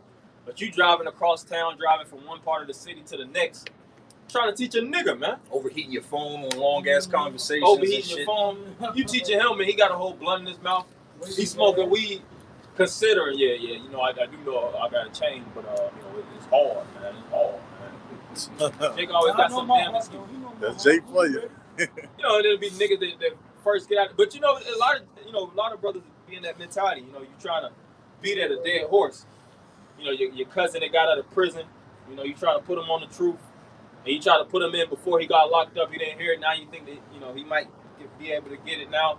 A lot of these Jakes, they need to come to the altar, man, through the spirit of God, Yahweh, Shema, Shah. If they wanted the zeal, like Scripture said, the zeal of thine house have eaten me up. If they're zealous enough, then they're going to take the initiative to find this truth, man. Songs of Solomon, what was that? The 8th chapter. He said, when I was without, I will find thee and kiss thee, man. Yeah. You know? A lot of Jakes is stuck in the fucking reigns of Babylon, man. They want a better job. They want more opportunity. They want a better chick. Bigger rims. You know? They still trying to drop that mixtape, man. Yeah. Still trying to drop that. Still trying to. They've been talking about that mixtape over 7 years. Still trying to drop it, man. And they believe they really believe they're gonna make it here. But if they don't make it, I can always go to the truth. You know, I can always teach. That's how Jake thinks, man. And those type of individuals, that's the main ones the Lord is looking to kill, man. Putting the Lord off from day to day. Got it. All right. It says, seeing thou hast forgotten. It says, I will also reject thee, that thou shalt be no priest to me. Seeing thou hast forgotten the law of thy power. Office. Thou shalt be no priest to me. Yeah. But Jake don't look at that office as something that's, you know, they don't covet that. They don't covet that office. Look at that as something that's royal. They would rather be a hood nigga. Yeah. You know, because what the street lights got accolades. You get a lot of stuff being a street nigga, man. Oh yeah. You know, it does have certain benefits in this life. Left hand side energy is blessed. Name ring bells in the streets. Your name ring bells in the streets. People praise you like a god, especially depending on the level Status. of the status of it. You know, it don't matter how much wickedness that you just can't do no wrong. Like these different individuals, like Birdman. You know, he said he giving out turkeys. He paying rent for the people in the apartment. They don't see him as a real demon in New Orleans. They look at him they really worship that man like a god, man.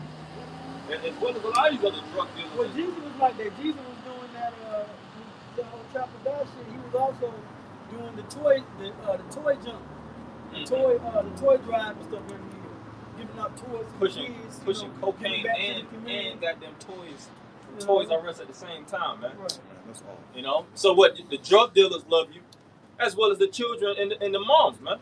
And if the mothers accept you, you know that, huh? Yeah, the mamas. You know the mothers accept. You know niggas accept you because they accept crime. So you got the whole world in your back pocket, and that's why who was it Biden? You know, taking pictures with. Well, I don't know if he actually took pictures with Jeezy, but Yeah, he did. He did. Yeah, you know, actually, and they know what niggas that the world loves, man.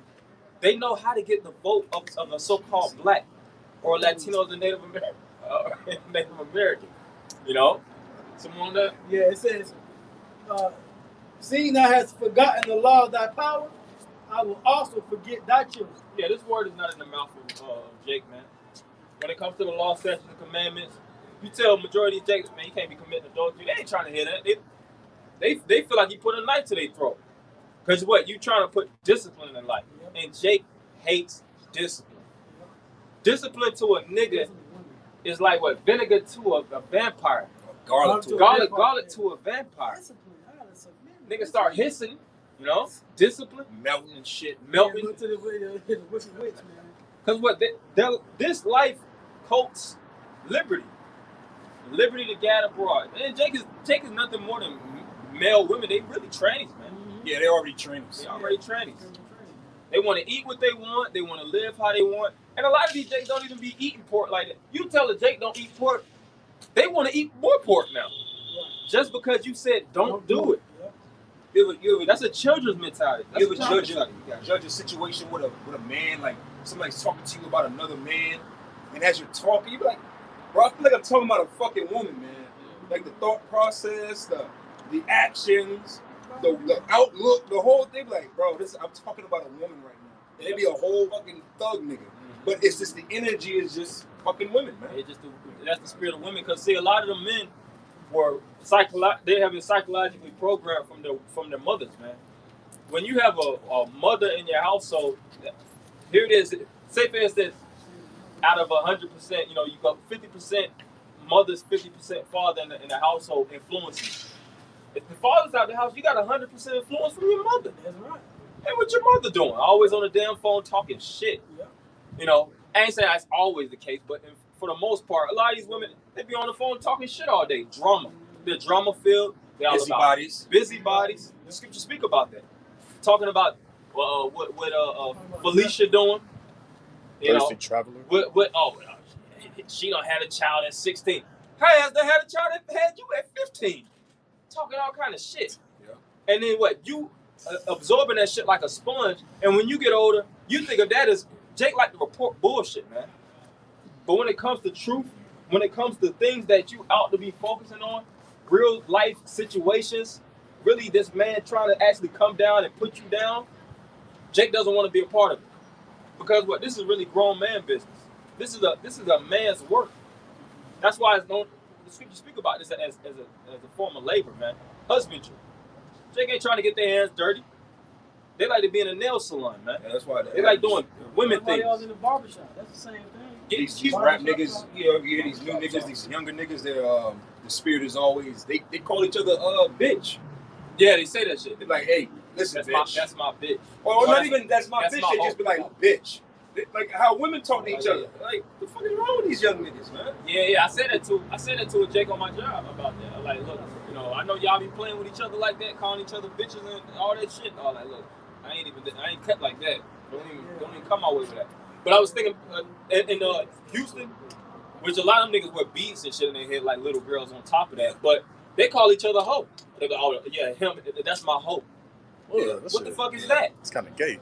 But that's trending, cause what? You have a gang tough love nigga, big nigga that starts saying it, then a few other niggas, and then it's cool. It becomes a norm.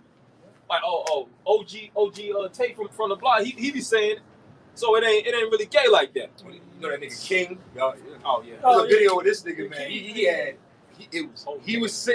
He was sitting between one man's lap, and then the man that he was sitting between his lap was sitting between another man's lap. I was like, bro, how the fuck you make this normal? 3 niggas. He like, no, this is the New Orleans shit. I hope not. Each other bae. Oh yeah, they call each other bae and shit. These guys are dragged out, man. Fucking yeah. I got something for you. This is Wisdom of Solomon 1:11, and it says, therefore beware of murmuring, which is unprofitable, and refrain your tongue from backbiting, for there is no word so secret that shall go for naught, and the mouth that belieth slayeth the soul. So the reason I'm bringing that out is the scriptures speak heavily against murmuring and gossiping and talking about matters that ain't got shit to do with you. Yeah. But when you come up under the vibration of a woman, that's why there's a whole scripture that says to be discreet, not giving too much wine, not a busybody, because why? A woman's nature is to do those things. Yeah. Most women's nature is to sit and just be on the phone and talk shit. Just be big gossipers. Big gossipers. And you see these gossiping shows like Wendy Williams. You see the pen in the crowd. Be full of fucking niggas. It ain't nothing but fucking women and homos, man. Women and homos. But it'd be niggas at home that actually watch this shit. Yeah. Man. They be watching that Jerry Springer. They watch the Judge Judy and the Maury. They'll watch all that garbage, man. Cheaters. And then, sometimes which I don't watch none of it, to be honest. But you might check on, might have watched Cheaters, and you'll watch it from an educational analytical standpoint. Right. Niggas watch it for the gossip. Yeah. They watching it from a position of emotion, man. Mm-hmm. I hope she catch him. Yeah. That's how niggas be thinking. Hey, I had brothers because they'll be with your mom. Yeah. Then your mom be watching the shit all day. Then the brothers watching the shit all day. Then it starts to become an addiction, and then like you said, part of their day is talking about shit like that, and it becomes a lifestyle at that point.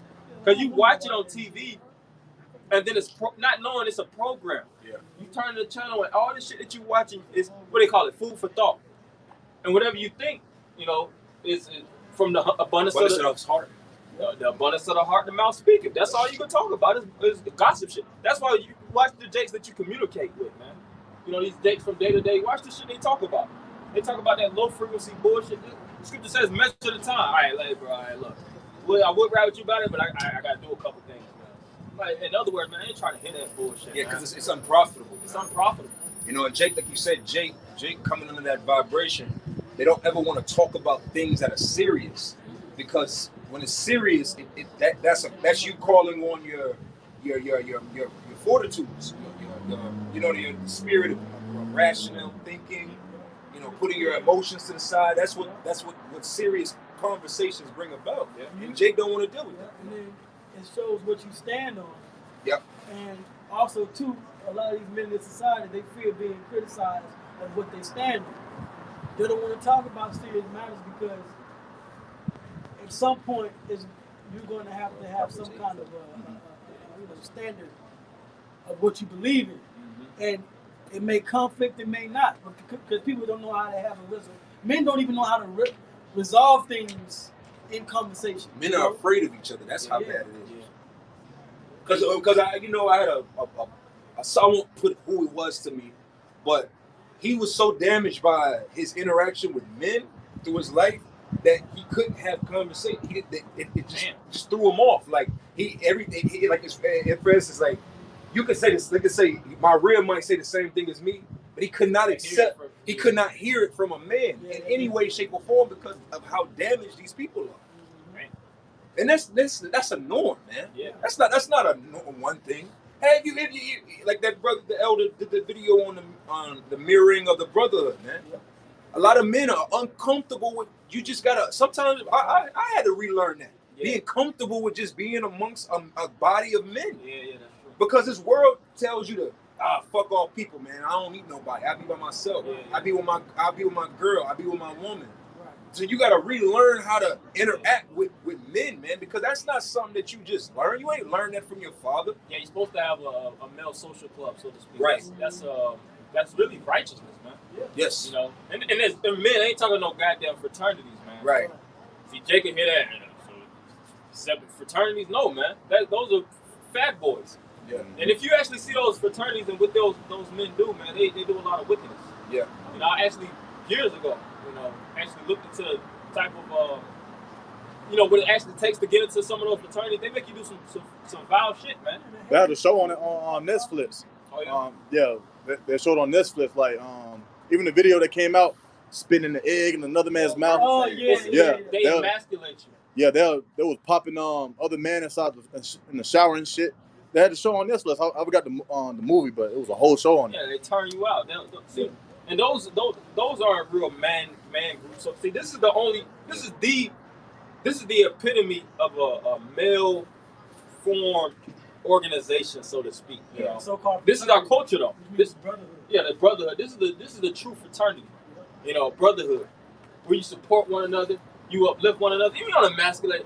Brothers ain't trying to emasculate you, trying to bring down your manhood. Those type of fraternities try to traumatize you and actually have pseudo rituals. Pseudo rituals and actually have strings on you because they know you did some gay shit within the fraternity and they can actually utilize that, like the Boule Society. Yeah. And they can pawn you out. If you ever do some of those pictures that actually arise, the video surface, the individual will come out and speak about the shit that you was doing in that fraternity, man. To traumatize you for life. So what? Now you got to play by their game. Now you got to play by their rules, which is a form of blackmail. Ruin your career. Ruin your career. And see, that's the reason why a lot of men are scared to be amongst other men, due to the fact that you got a lot of demons, man. You got a lot of men that actually prey on other men too. Yeah. You see men that prey on women like pimps. You got male pimps that pimp men. Now that's what it is now. That's why you have the whole manosphere on YouTube. That's just men pimping men now because men can't pimp women because of feminism. Because of feminism, it took that masculine energy out of it. So the niggas with all the game said, well, shit, I'm going to take advantage of all of these weak-ass men in the world because it's a whole, you can't overlook the amount of weak men in the world, man. It's a lot of fucking weak men. A lot of beta men, they give all their money away, so they're like, shit, instead of giving their money to all these hoes on OnlyFans and shit, let me start a following and get the money from these niggas, man. That's what happens. They have Patreon and things of that nature.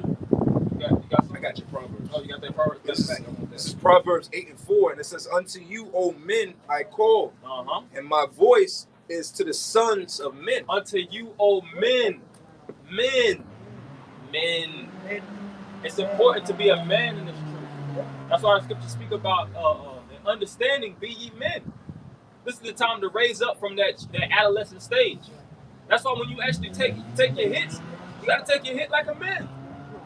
You go through certain things, and then see even in this truth, we don't even comfort each other like women, man. Yeah. You know, you go through your hell and brother be like, look, bro, hey, come with the territory.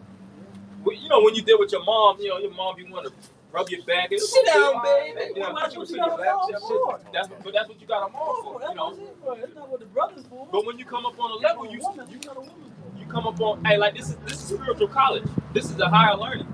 That was necessary for a time. When you know you scratch it, you scratch your leg and shit like that. You have your mom to put the ointment on you and all that. You know, and you feel better when mama give you those comforting words. But you get on a level like, man, I don't need all that. I don't need to be peppered, man. I need tough love. This is the epitome of tough love.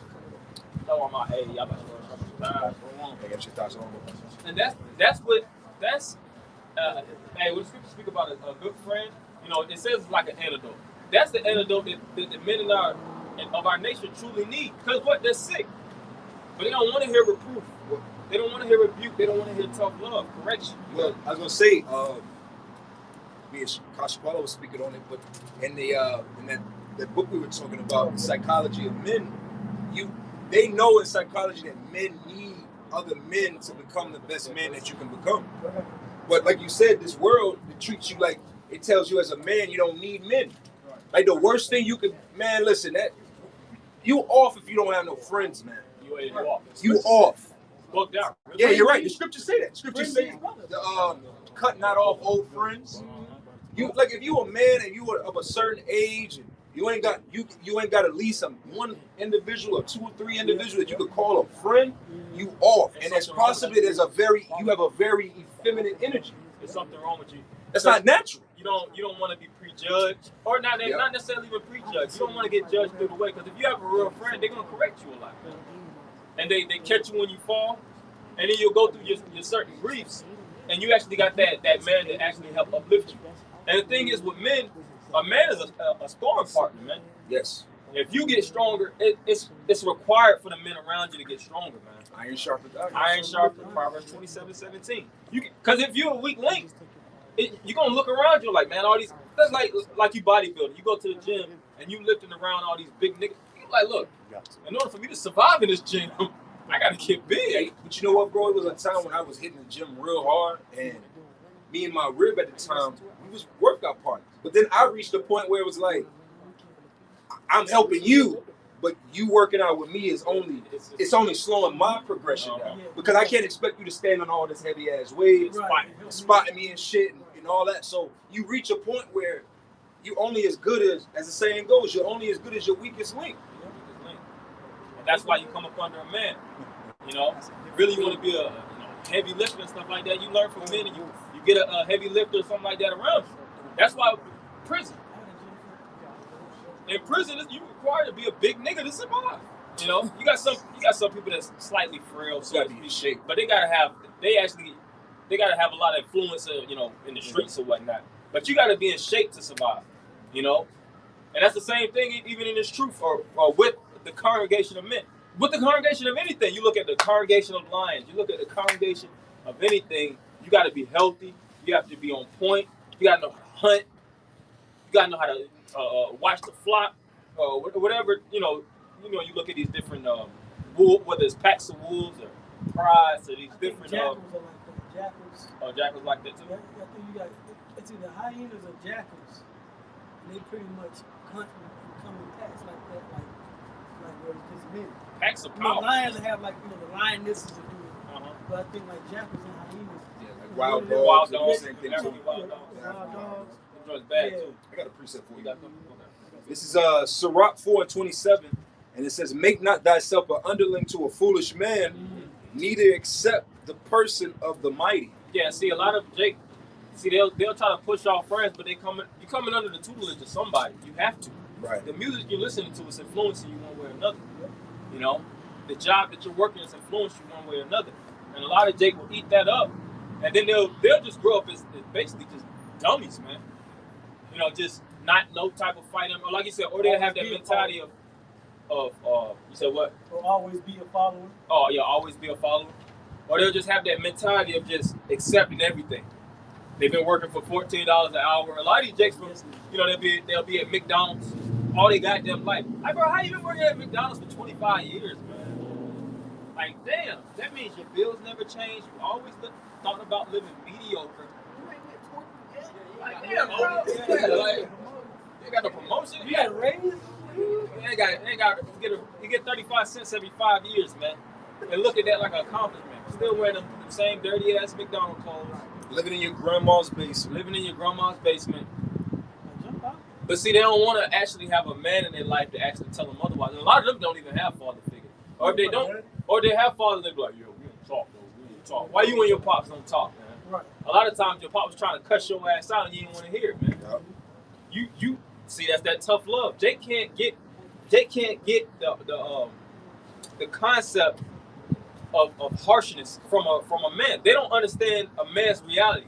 They want to live life like a fucking woman. That's what that's women really and what children, it boils down to, man. Like a woman and a child.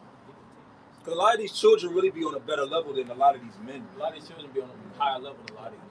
You could talk to certain children and they could get it. And then you'd say the same shit to a man. It's like, why the fuck you don't get it, man? That's why y'all wish I made that comparison. You gotta come as a child. You gotta come as a child. You gotta come as a child, be in that state of mindset as a child to get the truth. I mean, you gotta be willing to let go of your ego, like what is talking about earlier, you know, and you know, be who you're supposed to be. You know? I got one for you. This is Sirach 37:6. And it says, forget not thy friend in thy mind, and be not unmindful of him in thy riches. Because that's a lot like Jake, man. We know niggas, man. Like, we really know niggas, man. A nigga will put himself on an island because in his bone-headed mind, he thinks one day when he's going to reach these riches, I don't want to share this shit with nobody. Like, because as a child, niggas have a childlike mindset when it comes to riches, when it comes to building anything. Who was it that said it? I was like, anything worth having? I think there was a rapper said this.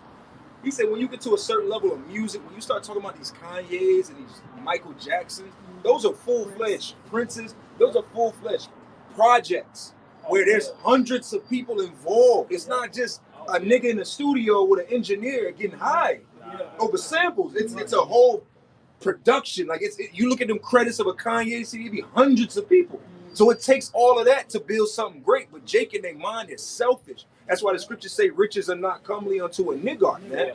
You gotta think about those individuals like a Michael Jackson and a Prince. How many people influenced their career?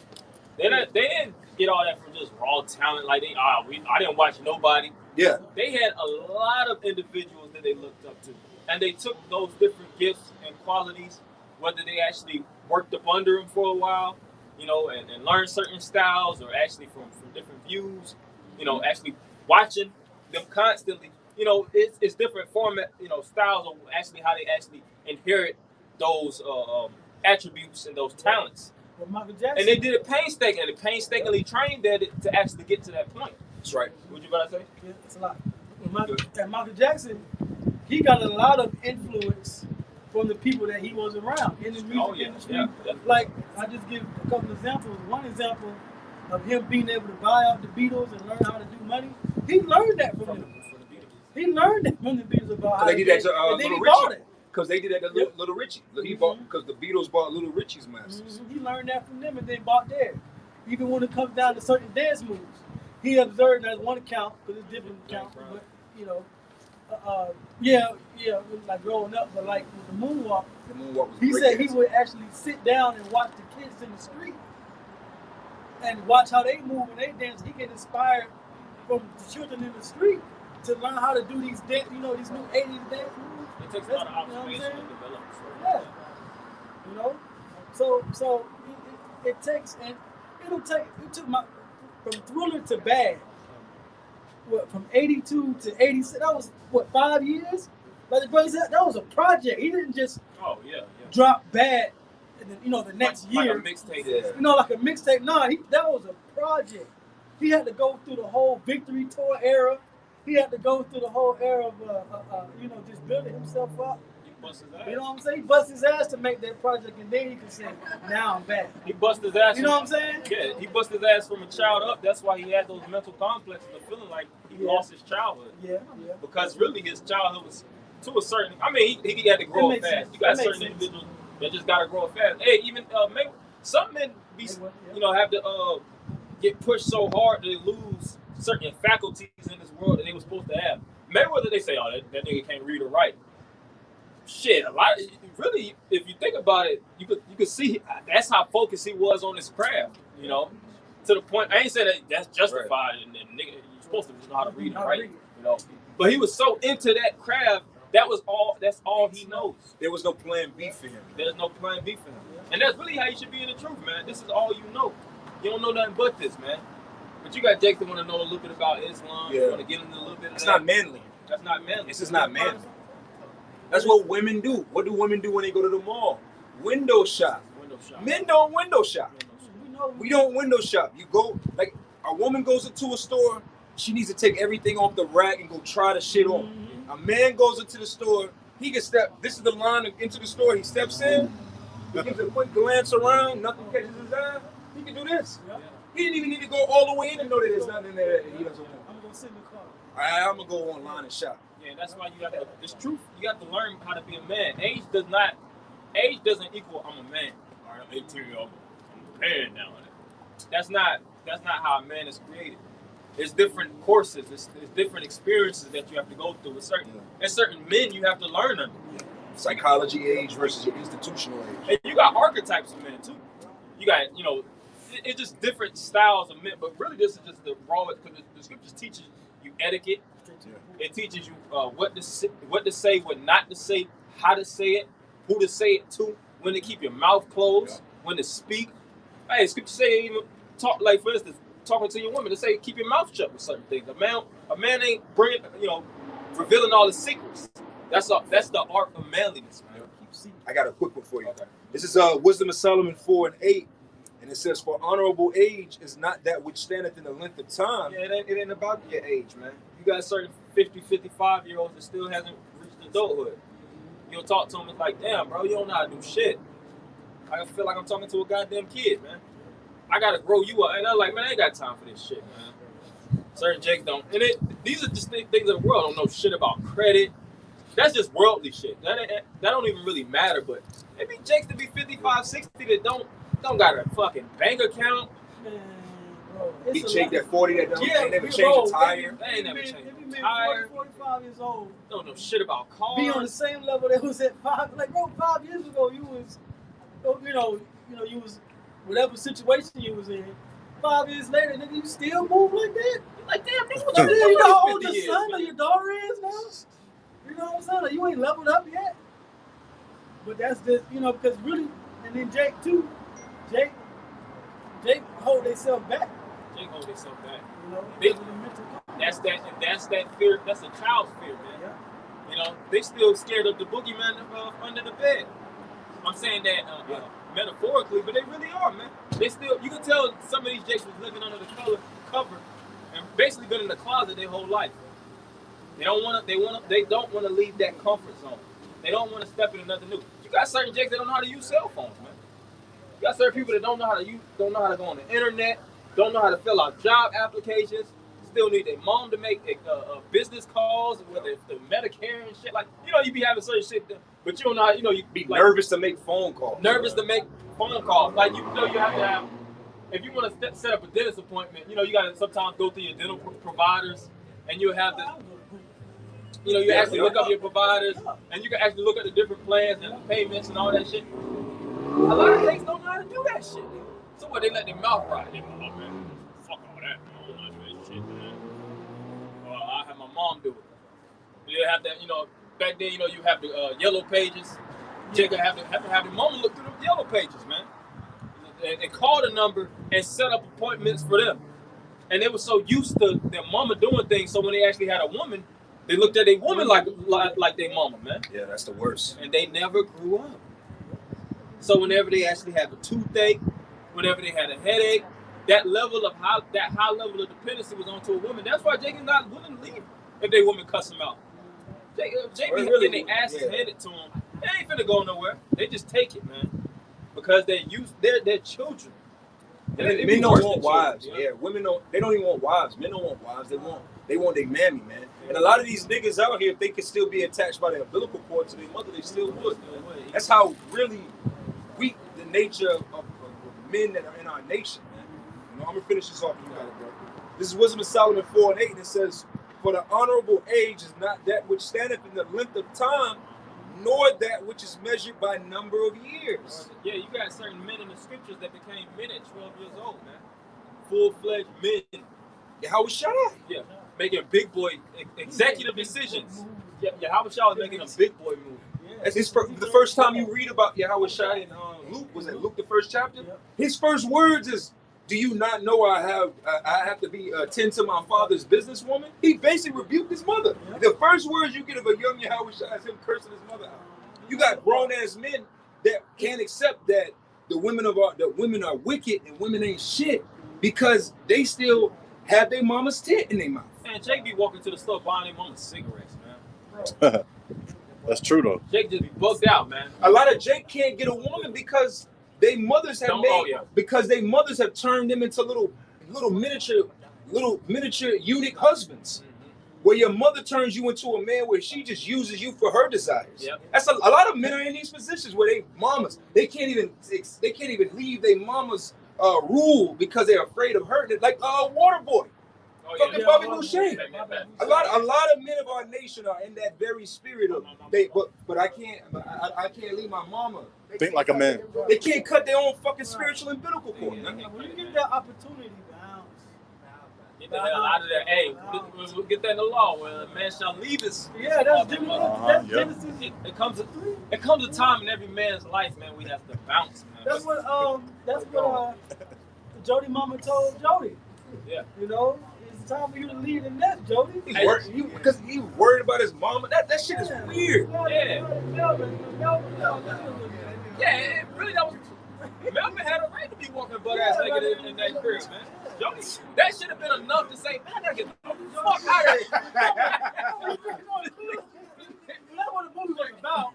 But there was a lesson to be learned. There was a lesson to be learned. Gotta but bounce. see, that's that baby. See, a lot of these Jakes got a baby woman mentality. And Melvin was rebuking him. He said, I know what it is with you, young boy. What he said, you got a something complex. So you got an Oedipus complex. Yeah, he said, you think you want your mama to be your woman. Yep.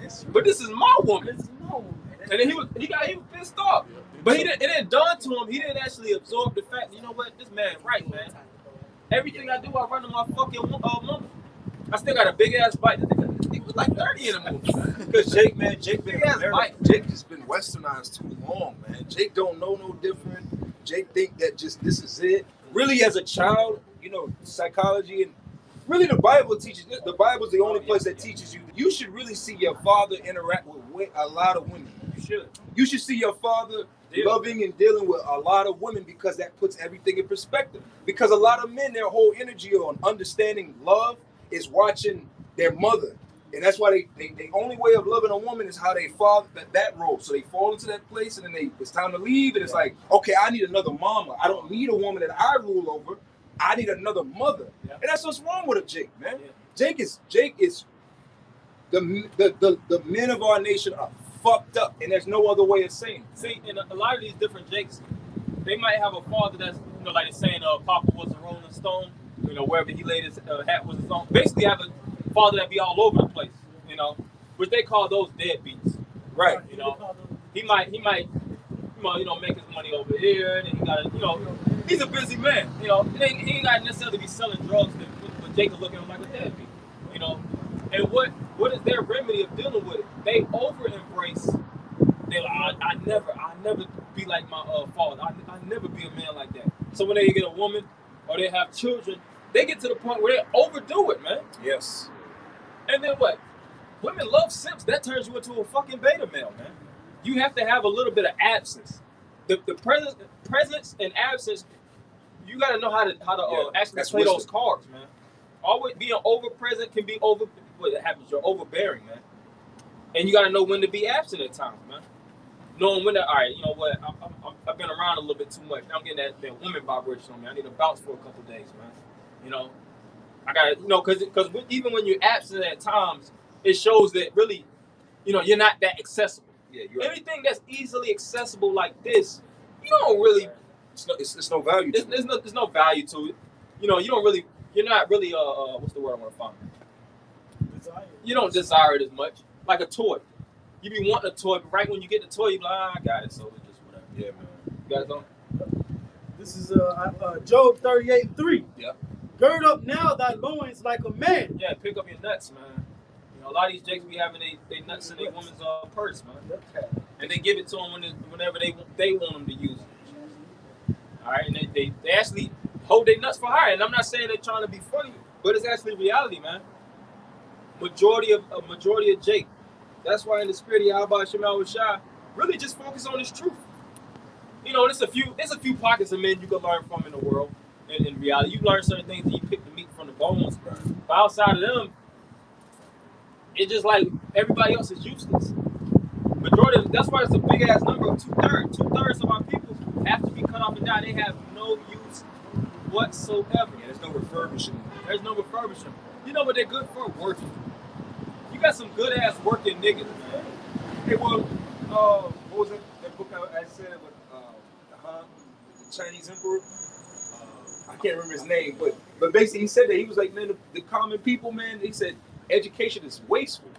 He said basically they're the only good for is growing food and fighting wars, man. And that's the truth. Come on. And that sounds like, who the hell are y'all to talk like that? No, we're able to talk like that because we're realistic. Through the scriptures, the Lord set us at a higher vantage point to see the people. And you start to realize with the people, like I said this to my rib the other day. I said, man, if I can only imagine how the elite look at people. Because I be catching myself and how I look at people with my pockets ain't shit.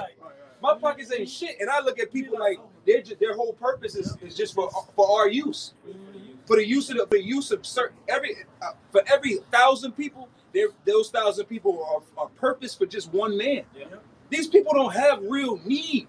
But I was like, I said to myself, like, God damn. I said, what is a Rothschild think of these people? A fucking multi-billionaire. A multi-trillionaire. How does he really view people, man? They don't give a damn about you. Don't give a fuck about They people. think you wasting your life anyways, what you really are. You know, useless eaters, boil 'em, count 'em. You watching TV all damn day, and you got people that just be stuck on them damn reruns, man. Shit. Bro, it's niggas that rerun lifestyle. Yo, it's niggas that watch Martin episodes like they just came out every day.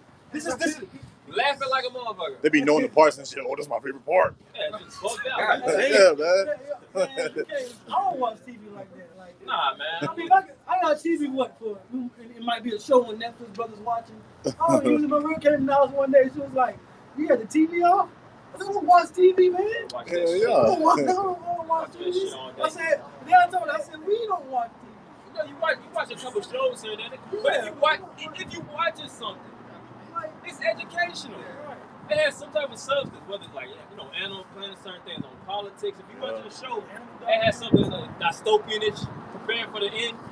It has a purpose. It has a whatever it is, even if it's this childish humor, it has a purpose. Yeah, because we know how to see. In its truth, it really changes your optics. Right. You can watch the same thing sometimes some niggas watch, but you just watching it from a whole different standpoint. Right. Jake watches things for entertainment. They just want to do things for shits and giggles. Like I said, they think like a woman. This is the truth. Think like a man. The hell with that book. Think like a man. Yeah. This is the think like a man. Yeah. And he's not even a man. How the hell a mangina gonna write a book? Think like a man. Think like a mangina. I never looked at in any facet of Steve Harvey as a man's man. He does not come off like a man's man. He comes off like a fucking simpleton. Or that chunky neck underneath his that chunky neck, fucking round ass head. Family Feud Negro. He like a church nigga. That's what he reminds me. Soft as fuck. It says, but he hired in the church nigga because he could take his platform and corral whites and all kind of individuals, and he don't have to preach the gospel of Jesus. He could just talk about all kind of bullshit. And, you know, he's a comedian, so he has that humorous, the likability. You know, he doesn't step on toes. He's all about women upliftment, on really shitting on men. Shitting on men, yeah. You know, so he got so many women under him. He got really he's like a male Oprah. Yeah, he is. That's real. You know, yeah. So it says, "Gird up now thy loins like a man, for I will demand of thee, and answer thou me." Right, and you read about the men in the scriptures. Those men were warriors, man. And not only were they warriors, they were spiritual. They were priests of the Lord. Their archetype was their male archetype was blown out of the water, man. They had the nations of the men of the other nations. There's a ceiling to their masculinity, and the men of our nation, like you're talking about, they blew it. They just went through the ceiling and beyond, man. They just blew it out the water. That's why all of this stuff about being a man is based off of the true men of the Lord, not just men of Israel. That's a big difference. It's not even about just the men of Israel, because the men that are just regular men, they're going to come in with that great multitude. There's still a distinction between the men that is the Lord's first fruits, because that first fruit, that means you embody, you are the prototype. It's not even about being an alpha at that point. You are a prototype. You are, the Lord said that this is the first fruits of those men that the Lord said, this is what it is. And I'm gonna make copies and lower vibrating copies of this man. That's why why did King David say, my cup runneth over? Think about that. He said, my cup runneth over, because when you go into that archetype, the king is the embodiment. He's really God on earth. He's really the manifestation of God in the flesh. That's what King David really represented amongst the nation. So again, he said his cup runneth over, because he's as part of this infinite connection with the Most High. So his cup is always running over. He has endless amounts of spirit. That's why you can't say that about another man. You can't say that about just some Jake that's just a Jake of Israel. You can't compare King David. That's why it was that Zephaniah says that the feeble of you shall be as David. Yeah. The feeble of you shall be as David, man. The house of David. Come on, man. Because there's a distinction, man. And at the end of the day, you know what? If you are part of this work, if you're part of this ministry, if you're part of this this school of thought, then you gotta become the ultimate man in your own right. Because I'm gonna hit you with this behind the scenes amongst us. We all pushing each other to be the greatest example of a man you could be. And what's that's gonna do? If you're not sharpening your toolage and you're not coming up on a level on your own manhood, your masculinity, it's gonna put a light on you, like, yo, this guy's a bitch. Yeah. Straight up, just like that. It's just gonna be like, yo, this guy's a bitch, bro. And once the spirit move on you, the spirit of the Lord gonna remove you, because you don't fit. You don't fit. You think certain men could just be around King David? Hell no. Come on, man. You gotta have a standard. You gotta put your foot down on things. You gotta have because this world society doesn't teach you to have a standard or a ceiling that you stop at. With the Lord, there is a ceiling and standard we stop at. But within that standard, there's multiple doors that we can go through to interact, and it all leads back to one source. This society, you could be this today and something else tomorrow. You know what I'm saying? Like, no, like there's certain things you don't take from your children, certain things you don't take from your men. Scripture says that. Yep. Was that Proverbs, the 30th chapter, about giving out that strength unto woman? That's one, right? And also it says too about children bear rule over them. Mm-hmm. But in the Apocrypha too, it talks about how basically let not thy children, thy wife, have power over thy substance, power over thee, over you. Because you have to have a standard and a rule. You're the king, you're the priest. It's your world, it's your way. If you're not going to follow that way, if somebody's not going to follow that way, then they can be gone. You got to know how to banish people. Oh, hell yeah. Get out of my kingdom. Outcast, man. Cast them out. You know, banish them. And I had that precept I was thinking about. I just found it. Read it. This is 1 Samuel 16 and 18. And it says, and then answered one of the servants and said, behold, I have seen a son of Jesse, the Bethlehemite, that is cunning and plain, and a mighty valiant man. Yeah, so he said he's cunning. He's a mighty valiant man, a man of war. Mm-hmm. It says a man of war, and prudent in manners. So when it came to decision, it also tells you that what you get in Daniel, the first chapter, where it describes the Daniel and his company of men. Spoke about how them basically wiser than all the scientists, than all the astrologers. See, as a man of the Lord, you hold many characteristics. You're not just a one-faceted, one-dimensional, one-trick pony, man. And that one trick, if you a one-trick pony, you gotta develop, man. Yeah. You gotta build and actually leave your comfort zone. Work on your weaknesses instead of keep trying to develop more strengths. You don't just work on your arms when you go to the gym, man. You know, you're just working on big, biceps and triceps and whatnot. You gotta build yourself overall. You got to build yourself overall, because what if you're inadequate, and if you're actually going to war, your enemy is going to exploit that. Before the enemy actually, battles you, they size you up. They see where you weak at. They see your stance. They see everything before they actually approach you. And actually, sword flank, so to speak. Art of war says before you can defeat your enemy, you got to become your enemy. Become your enemy. Think about what the enemy might exploit against you. Yeah, the Art of War. That's a beautiful book, man. I went through that book plenty of times. I mean, there's certain books that is as men. You gotta always be certain books. You should probably you should treat it like the book of Proverbs. Really. Yeah. Books of wisdom. Learning wise decision-making skills. When you in certain decisions, what you ought to do in that situation. Put yourself in spiritual scenarios, even if you ain't in them. Just think about it. Meditate. All right, if I'm in this situation, how would I react? And initially, you're going to see how you will react. Your heart might start beating, but you see that you're scared of that type of thing. Your anxiety starts to increase, and that's a demon. And then overall, you pray to the Lord for certain qualities. You might pray to the Lord for more confidence, more temperance, controlling yourself. You pray for that.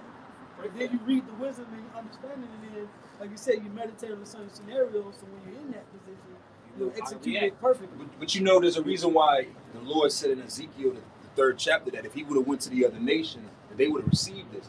Because see, what happens with Israel is just lazy. Yeah.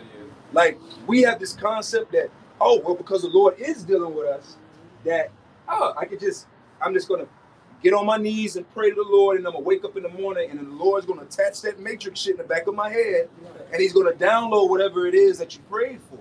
Like you said, these other nations, they understand leisure. The scriptures speak heavily of leisure. Your reading and your studying times. Sometimes you got to read and study into things of your weaknesses. Figure yourself out. These other nations, they read. But then when it comes to Israel, and especially an Israelite man that's in his truth for the most part, you just kind of become like, well, I just read the Bible and I just do my little thing and then that's that. And you think that you've developed something. Yeah, you put a cap on yourself. Yeah. And don't get it wrong. Of course, this is the central book. This is really all you need. Yeah. It's things that help assist and help further your wisdom. You learn it, like I said, reading the scripture. Because even when we was in Jerusalem, you didn't just have the Bible. It wasn't just like you just had the library. Right. It was just a library this size with one book in it. Those men were always learning. Solomon, he was always learning, whether it was different things about plants. You learn. The scriptures give you the basics on plants, but if you really want to get deep within plants, you have to get into that world. You gotta become a botanist. You gotta become a botanist. Don't fake it. Yeah, you ain't gonna learn the art of planting within the scriptures. You get my drift with that? You understand? Right, that's what I'm saying. You're not gonna learn how to be a warrior in the scriptures.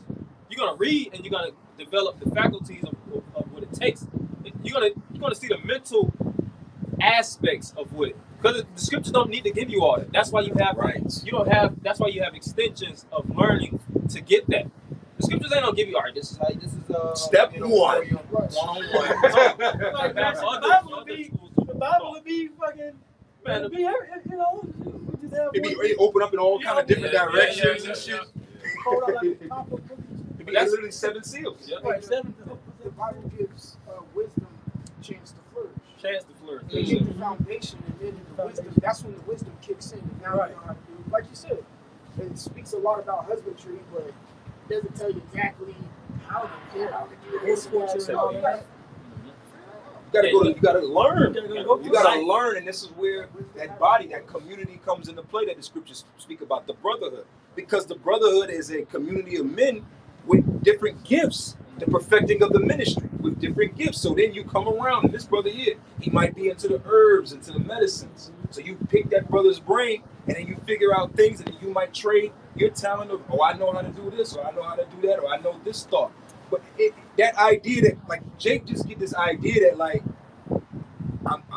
I just read the Bible and I watch videos, right? I watch other brothers' videos, and that's just that. Man, it's a lot into developing and cultivating yourself. Yeah, I watch a lot of children's educational videos, sometimes at work. I'll listen to Bible audio. That's a lot of those is a given. You know. Right. That's why we go into the scriptures, because we actually read the scriptures and actually went into it and watch videos and stuff like that. But outside of that, you know, I was like what we point I be at is politics. So I try to make sure I stay updated with what's going on within the world, understanding the different branches, understanding like something I'm gonna start going to, like understanding the World Trade Organization, IMF, what's their purposes, all these different things. Really understanding corporations and conglomerates and how they move and what they actually do. How the departments fit together. How really the economy actually comes together. Because we could just say the economy, but you don't really know unless you getting into that world, which takes labor. That's why when you go into Sirach, the first chapter, he spoke about the travail and the actual painstaking hardships he went through studying. Yeah. Learning is a art, and learning takes energy. It takes, time. It's a labor. Paying attention, you gotta A pay. labor of love. You gotta pay. Yeah. I mean, you gotta Basic sacrifice costs. something to get what you're after. You got that? Yeah. Well, I got this in Daniel. Did you finish that in those? Let me read real quick. Let me see if I finish it. This is 1 Samuel 16 and it says, I'm finishing off, and it says, "And a man of war, and prudent in manners, and a comely person, and the Lord is with him." And the Lord is with them. So above all, the Lord is with them. Because you could be prudent in matters and you could be a warrior, but if the Lord is with you, it's still all for nothing, man. Yep. You know? So you have, and scriptures even says that too. It don't matter if you have all these things, if you don't have charity, you've nothing. That's right. So it has to be topped off with the cream of the Lord, so to speak. Yeah. That's that creme de la creme. You know? That's why the scriptures speak about the sauce. That's the cherry on top. That was spoken in that classic video that a brother put in the chat yesterday. Well, Apostle Gabar, back then, he was like, when Mike Tyson started, loving on white men, loving the white, basically system, then that's when the Lord took that warrior spirit away, started getting his ass knocked out. Oh, yeah. He said he had mentioned that when he was doing camp at that time. Yeah, see. And a lot of times Jake be getting spiritually knocked the fuck out because they start losing faith. The scripture says that in Hebrews the 4th chapter, not mixed with faith. That's the main ingredient to your walk. Yeah, it is. You could have a lot of knowledge and abundance. And like we said, we go into certain books and things of that nature. Really, them books don't matter if you ain't got faith. It really don't. So it all has to come in perfectly. Just like it's ingredients to you want to make a pot. It's certain foods that you make that you have to use this ingredient. If you don't use it, that shit gonna be ruined. Yeah, it's like making a cake with no baking soda. Yeah, baking soda. Yeah, you're using eggs or salt. You gotta throw salt in there. Salt in it. It's either not gonna taste right, or the presentation of it. It's gonna look flat. It's gonna look flat, flabby. It's not gonna rise right. It ain't gonna rise right. You put yeast in that thing. It's a guy I've been listening to, and he was saying that for you to reach your full potential, that is a blessing. That's a whole lot of bless. That means you're a real blessed person if you're able to reach your full potential. That means the Lord chose you to. He was acknowledging the fact that the Lord chose you to be able to reach your full potential. Because a lot of people don't be blessed in that regard. Oh yeah, I don't even know if that's possible. Right. To actually reach your full potential, especially on this side. But yeah, most people don't even know how to tap into their potential. They don't even know what the hell their potential is. You gotta start We be arguing with niggas of whether they a man or a fucking woman. Fuck talking about actual man shit. Right. We gotta prove a nigga. We gotta prove men that they men. But you have a penis and balls. We gotta put reality in it. Nigga, you a man. No, I'm not. Okay, how the fuck we gonna talk about these types? Yeah. How we gonna build on top? We gotta break your ass down, man. Right. You just gotta be honest with yourself. That's one thing that our people don't like. Our people, they don't like being broken down. Personally, I can't really talk to certain people about certain things. You gotta be broken down. We gotta break. You can break it down to them, or you can break them down. You can try it both ways, but if they don't accept either way, so to them, because to them it feels like you just bashing and throwing. It's like, no, I can't build you up. I can't build off the foundation you have, because when I did bring it to you, you rejected it. Yeah. So you have to go this way. That's why the Lord said He just rejected our people for the lack of knowledge. That's it, man. They wasn't willing to be broken down.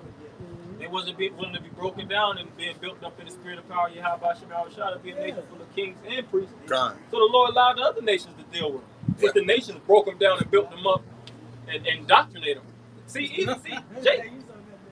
Jake broke them down in slavery and built them up with the indoctrination of white plantation Christianity. That's why you can't, try to break down that building that's already built and has been already broken down by the white man. Jake ain't trying to go through that shit, man. Spiritual demolition, man. Yeah, spiritual demolition. Your wrecking ball ain't big enough. Hell no.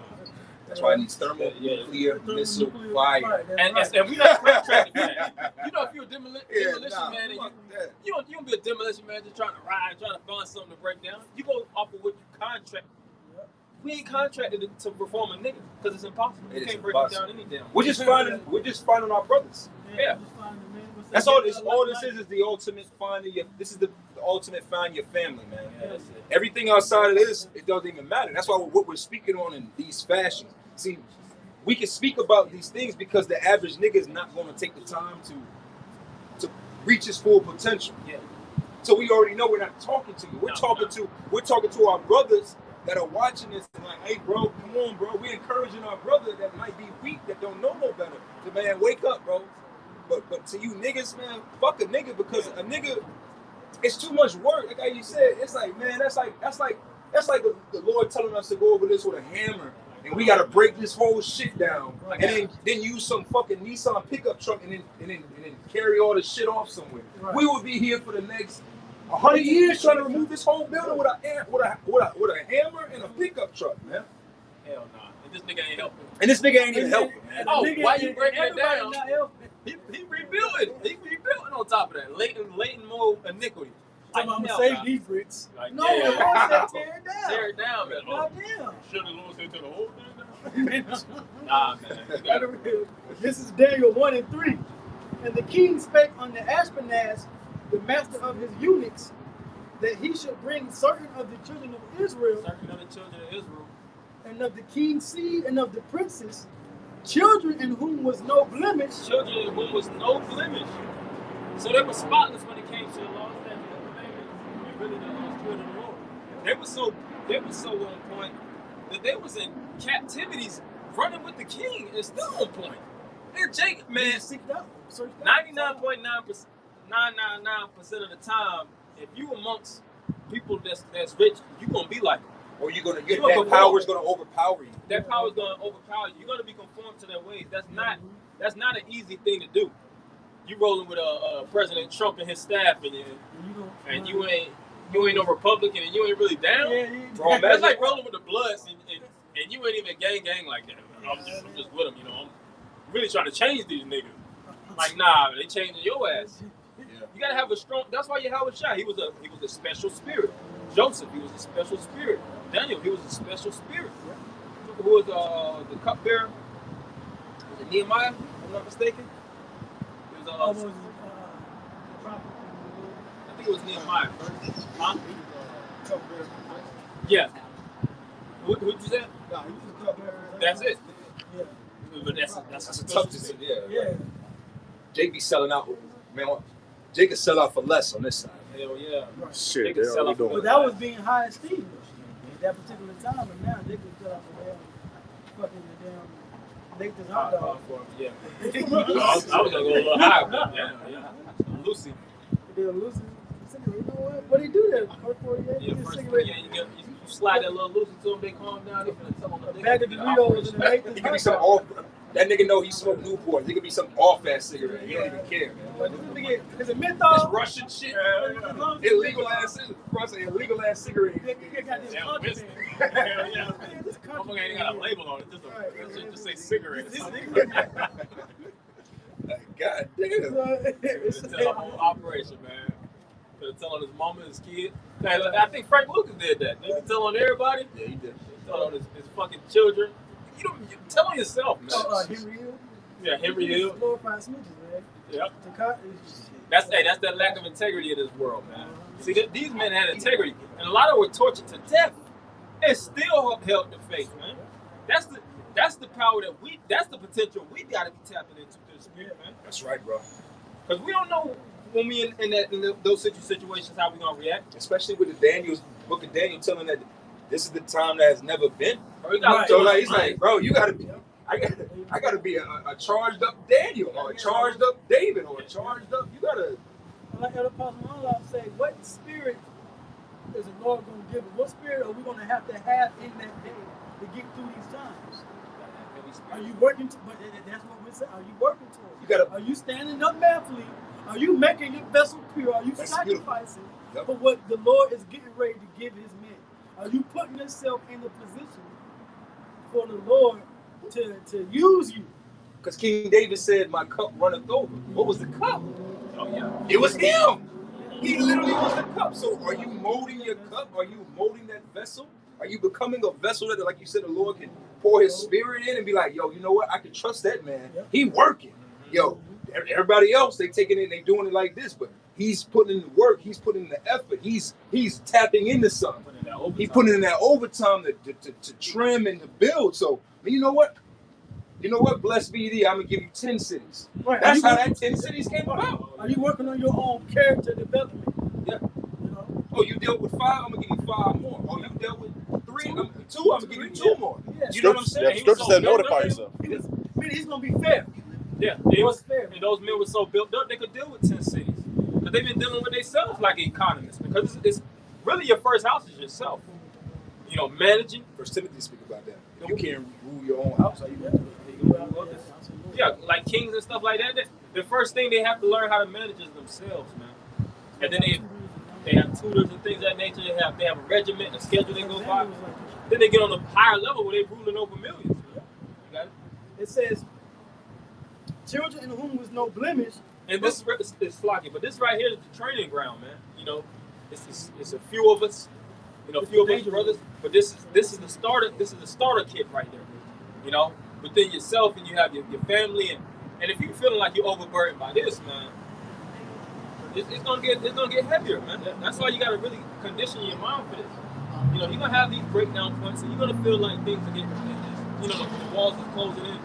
But you gotta toughen up, man. That's the main thing with this truth is endurance, that spiritual stamina. You gotta be building spiritual stamina, building your mind for dealing with hardships for a long process. They be touching that hot coal, they want to jump off. You gotta walk through that shit, man. No matter how much you gotta, and you got people that you'll go on Ripley, believe it or not, and you'll see people that know how to endure all this pain and shit like that. How do you get to that point? They condition themselves. They went from going through a little bit of pain to actually up in the ante, and they got numb to it.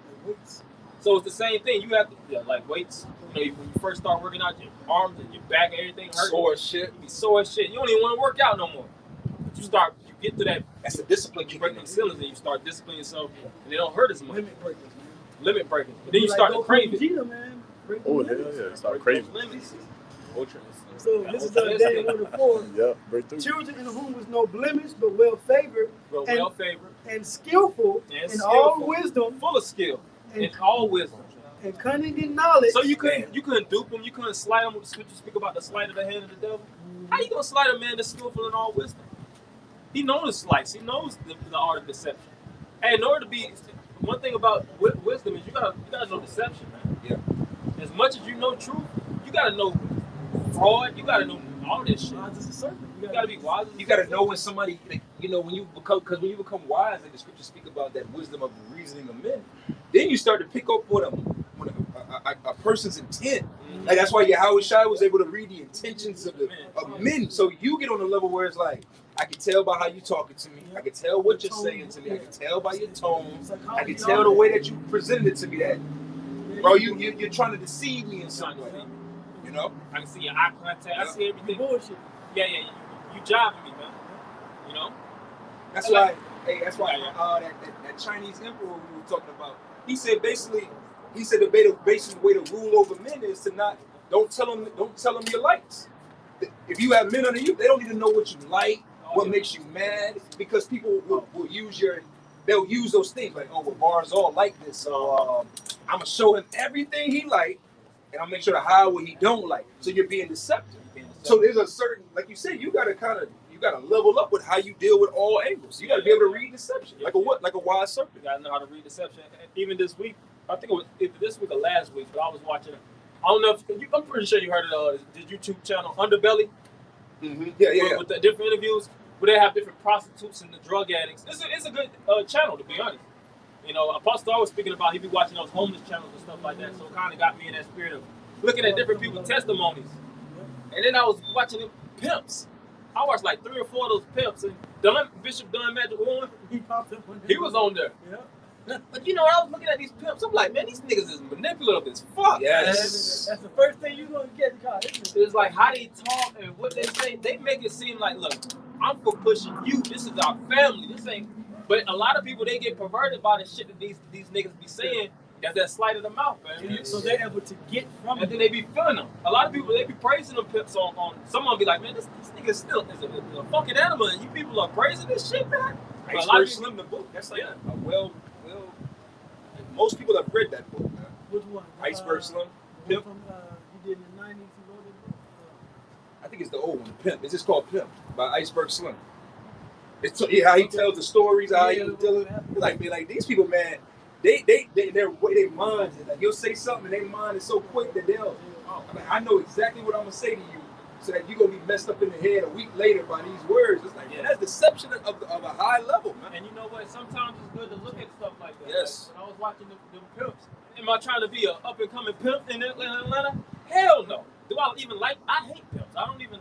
That was nothing that I even looked up to. Right. But it was just, like I say, for education. I'm gonna start using it for educational purposes. GMS wanna be pimps. Damn. They gotta pimp these hoes in Atlanta. My first question though was, how the fuck these niggas not locked up? They not even any type of pimp. These niggas, it's a term in pimping. It's a gorilla pimping. These niggas, or they call them Godzilla pimping. They beat the shit. They admit it on camera. They beat the living shit out of their hoes. But they'll never even get prosecuted. They'll just get off. That's how you know the system is corrupt, man. What's his name? Sugar Free. Oh yeah, Sugar Free. Hey, Sugar Free said, he said a pimp don't get arrested for. He said a pimp gets arrested for mispimping. Damn. He said the only way a pimp get arrested is mispimping.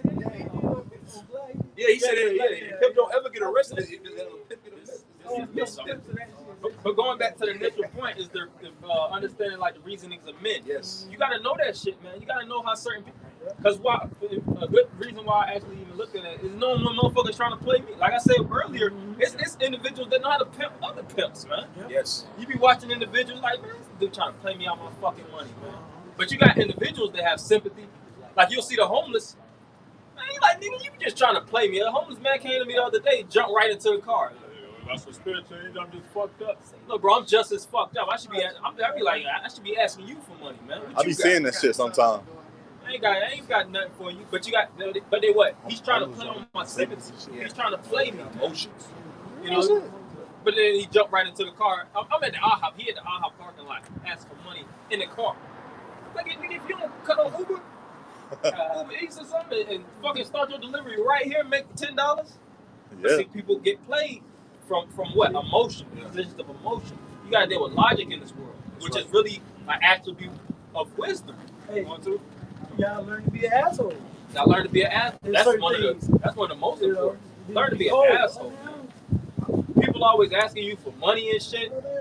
People always begging, and it's like, damn, I always gotta. Every time I get paid, I gotta give out money.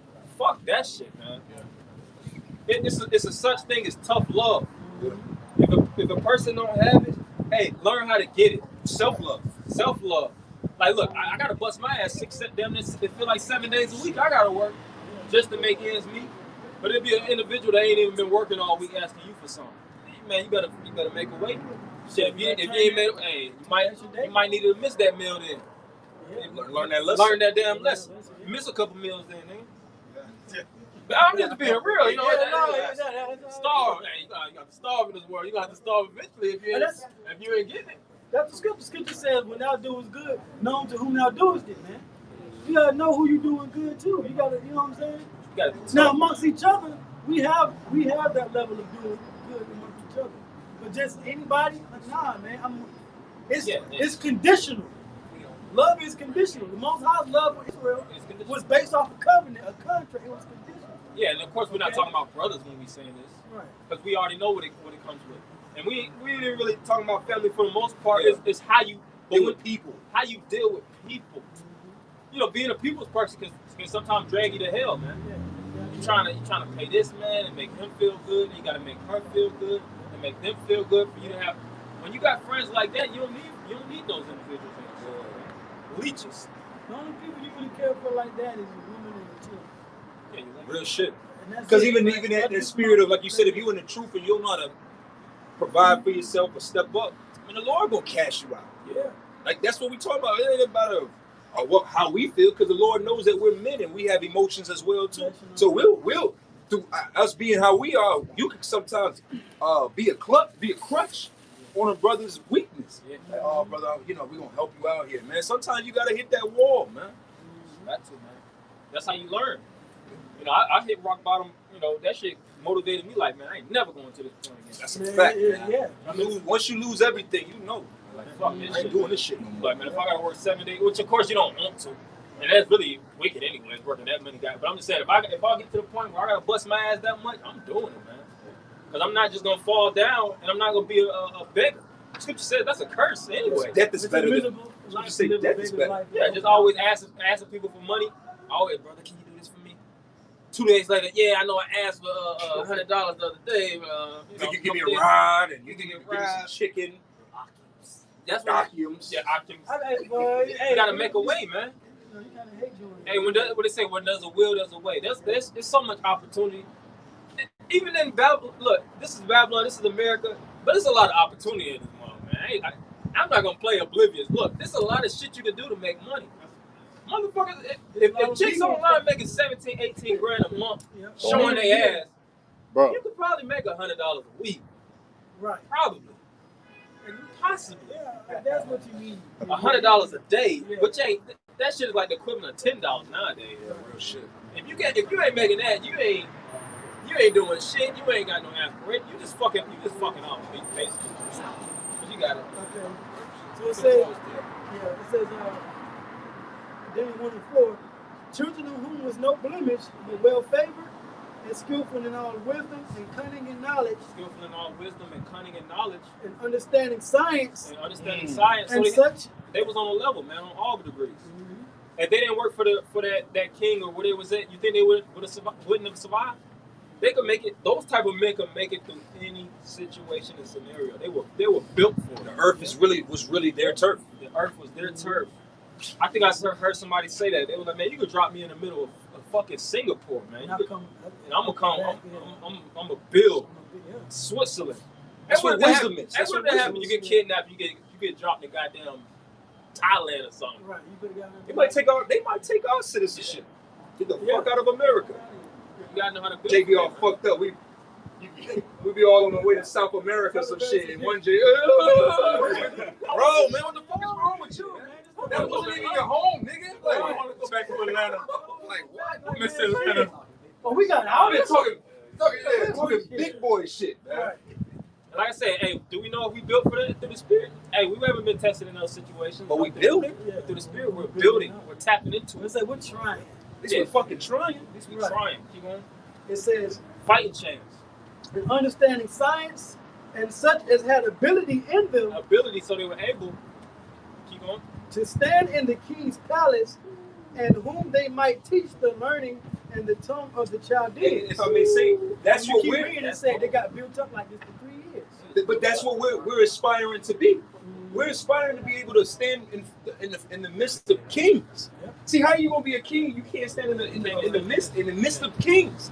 Like I said, these are things that we just play with. Like, oh, but then like I said, you're not working on your decision making. You the one that put me on this. The king's language. Oh, yeah. There's a way kings even speak. Yeah. There's a way kings think, and if you're not working on these things, but you want to rule the nation of Israel. Yeah. That's arrogancy. That's arrogancy.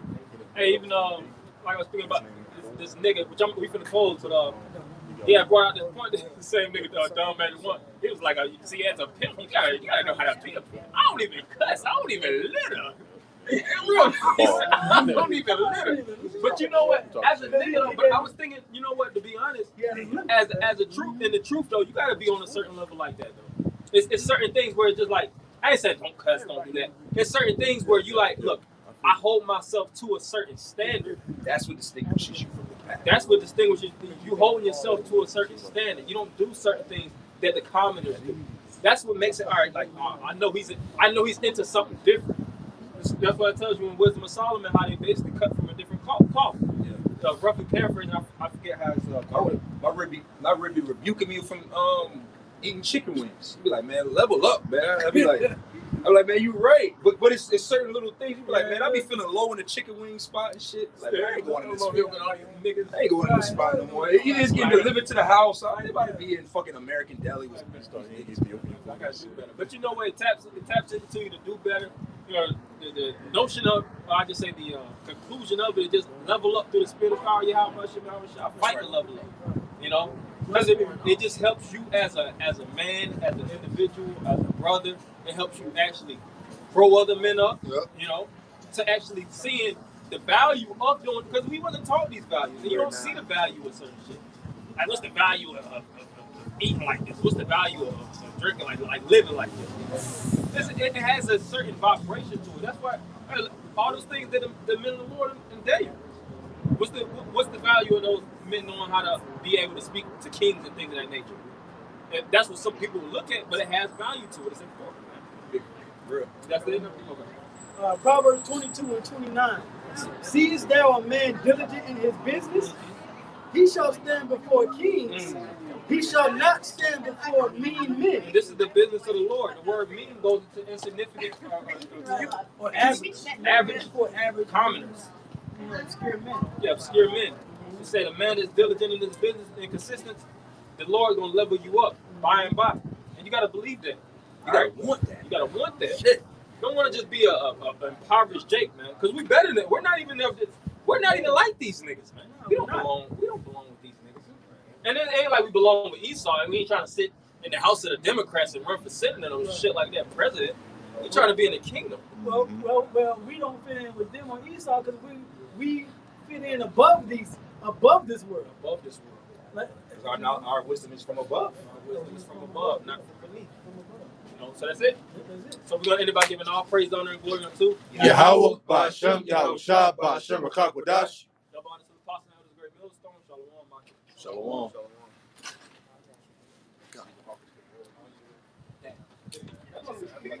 Shalom.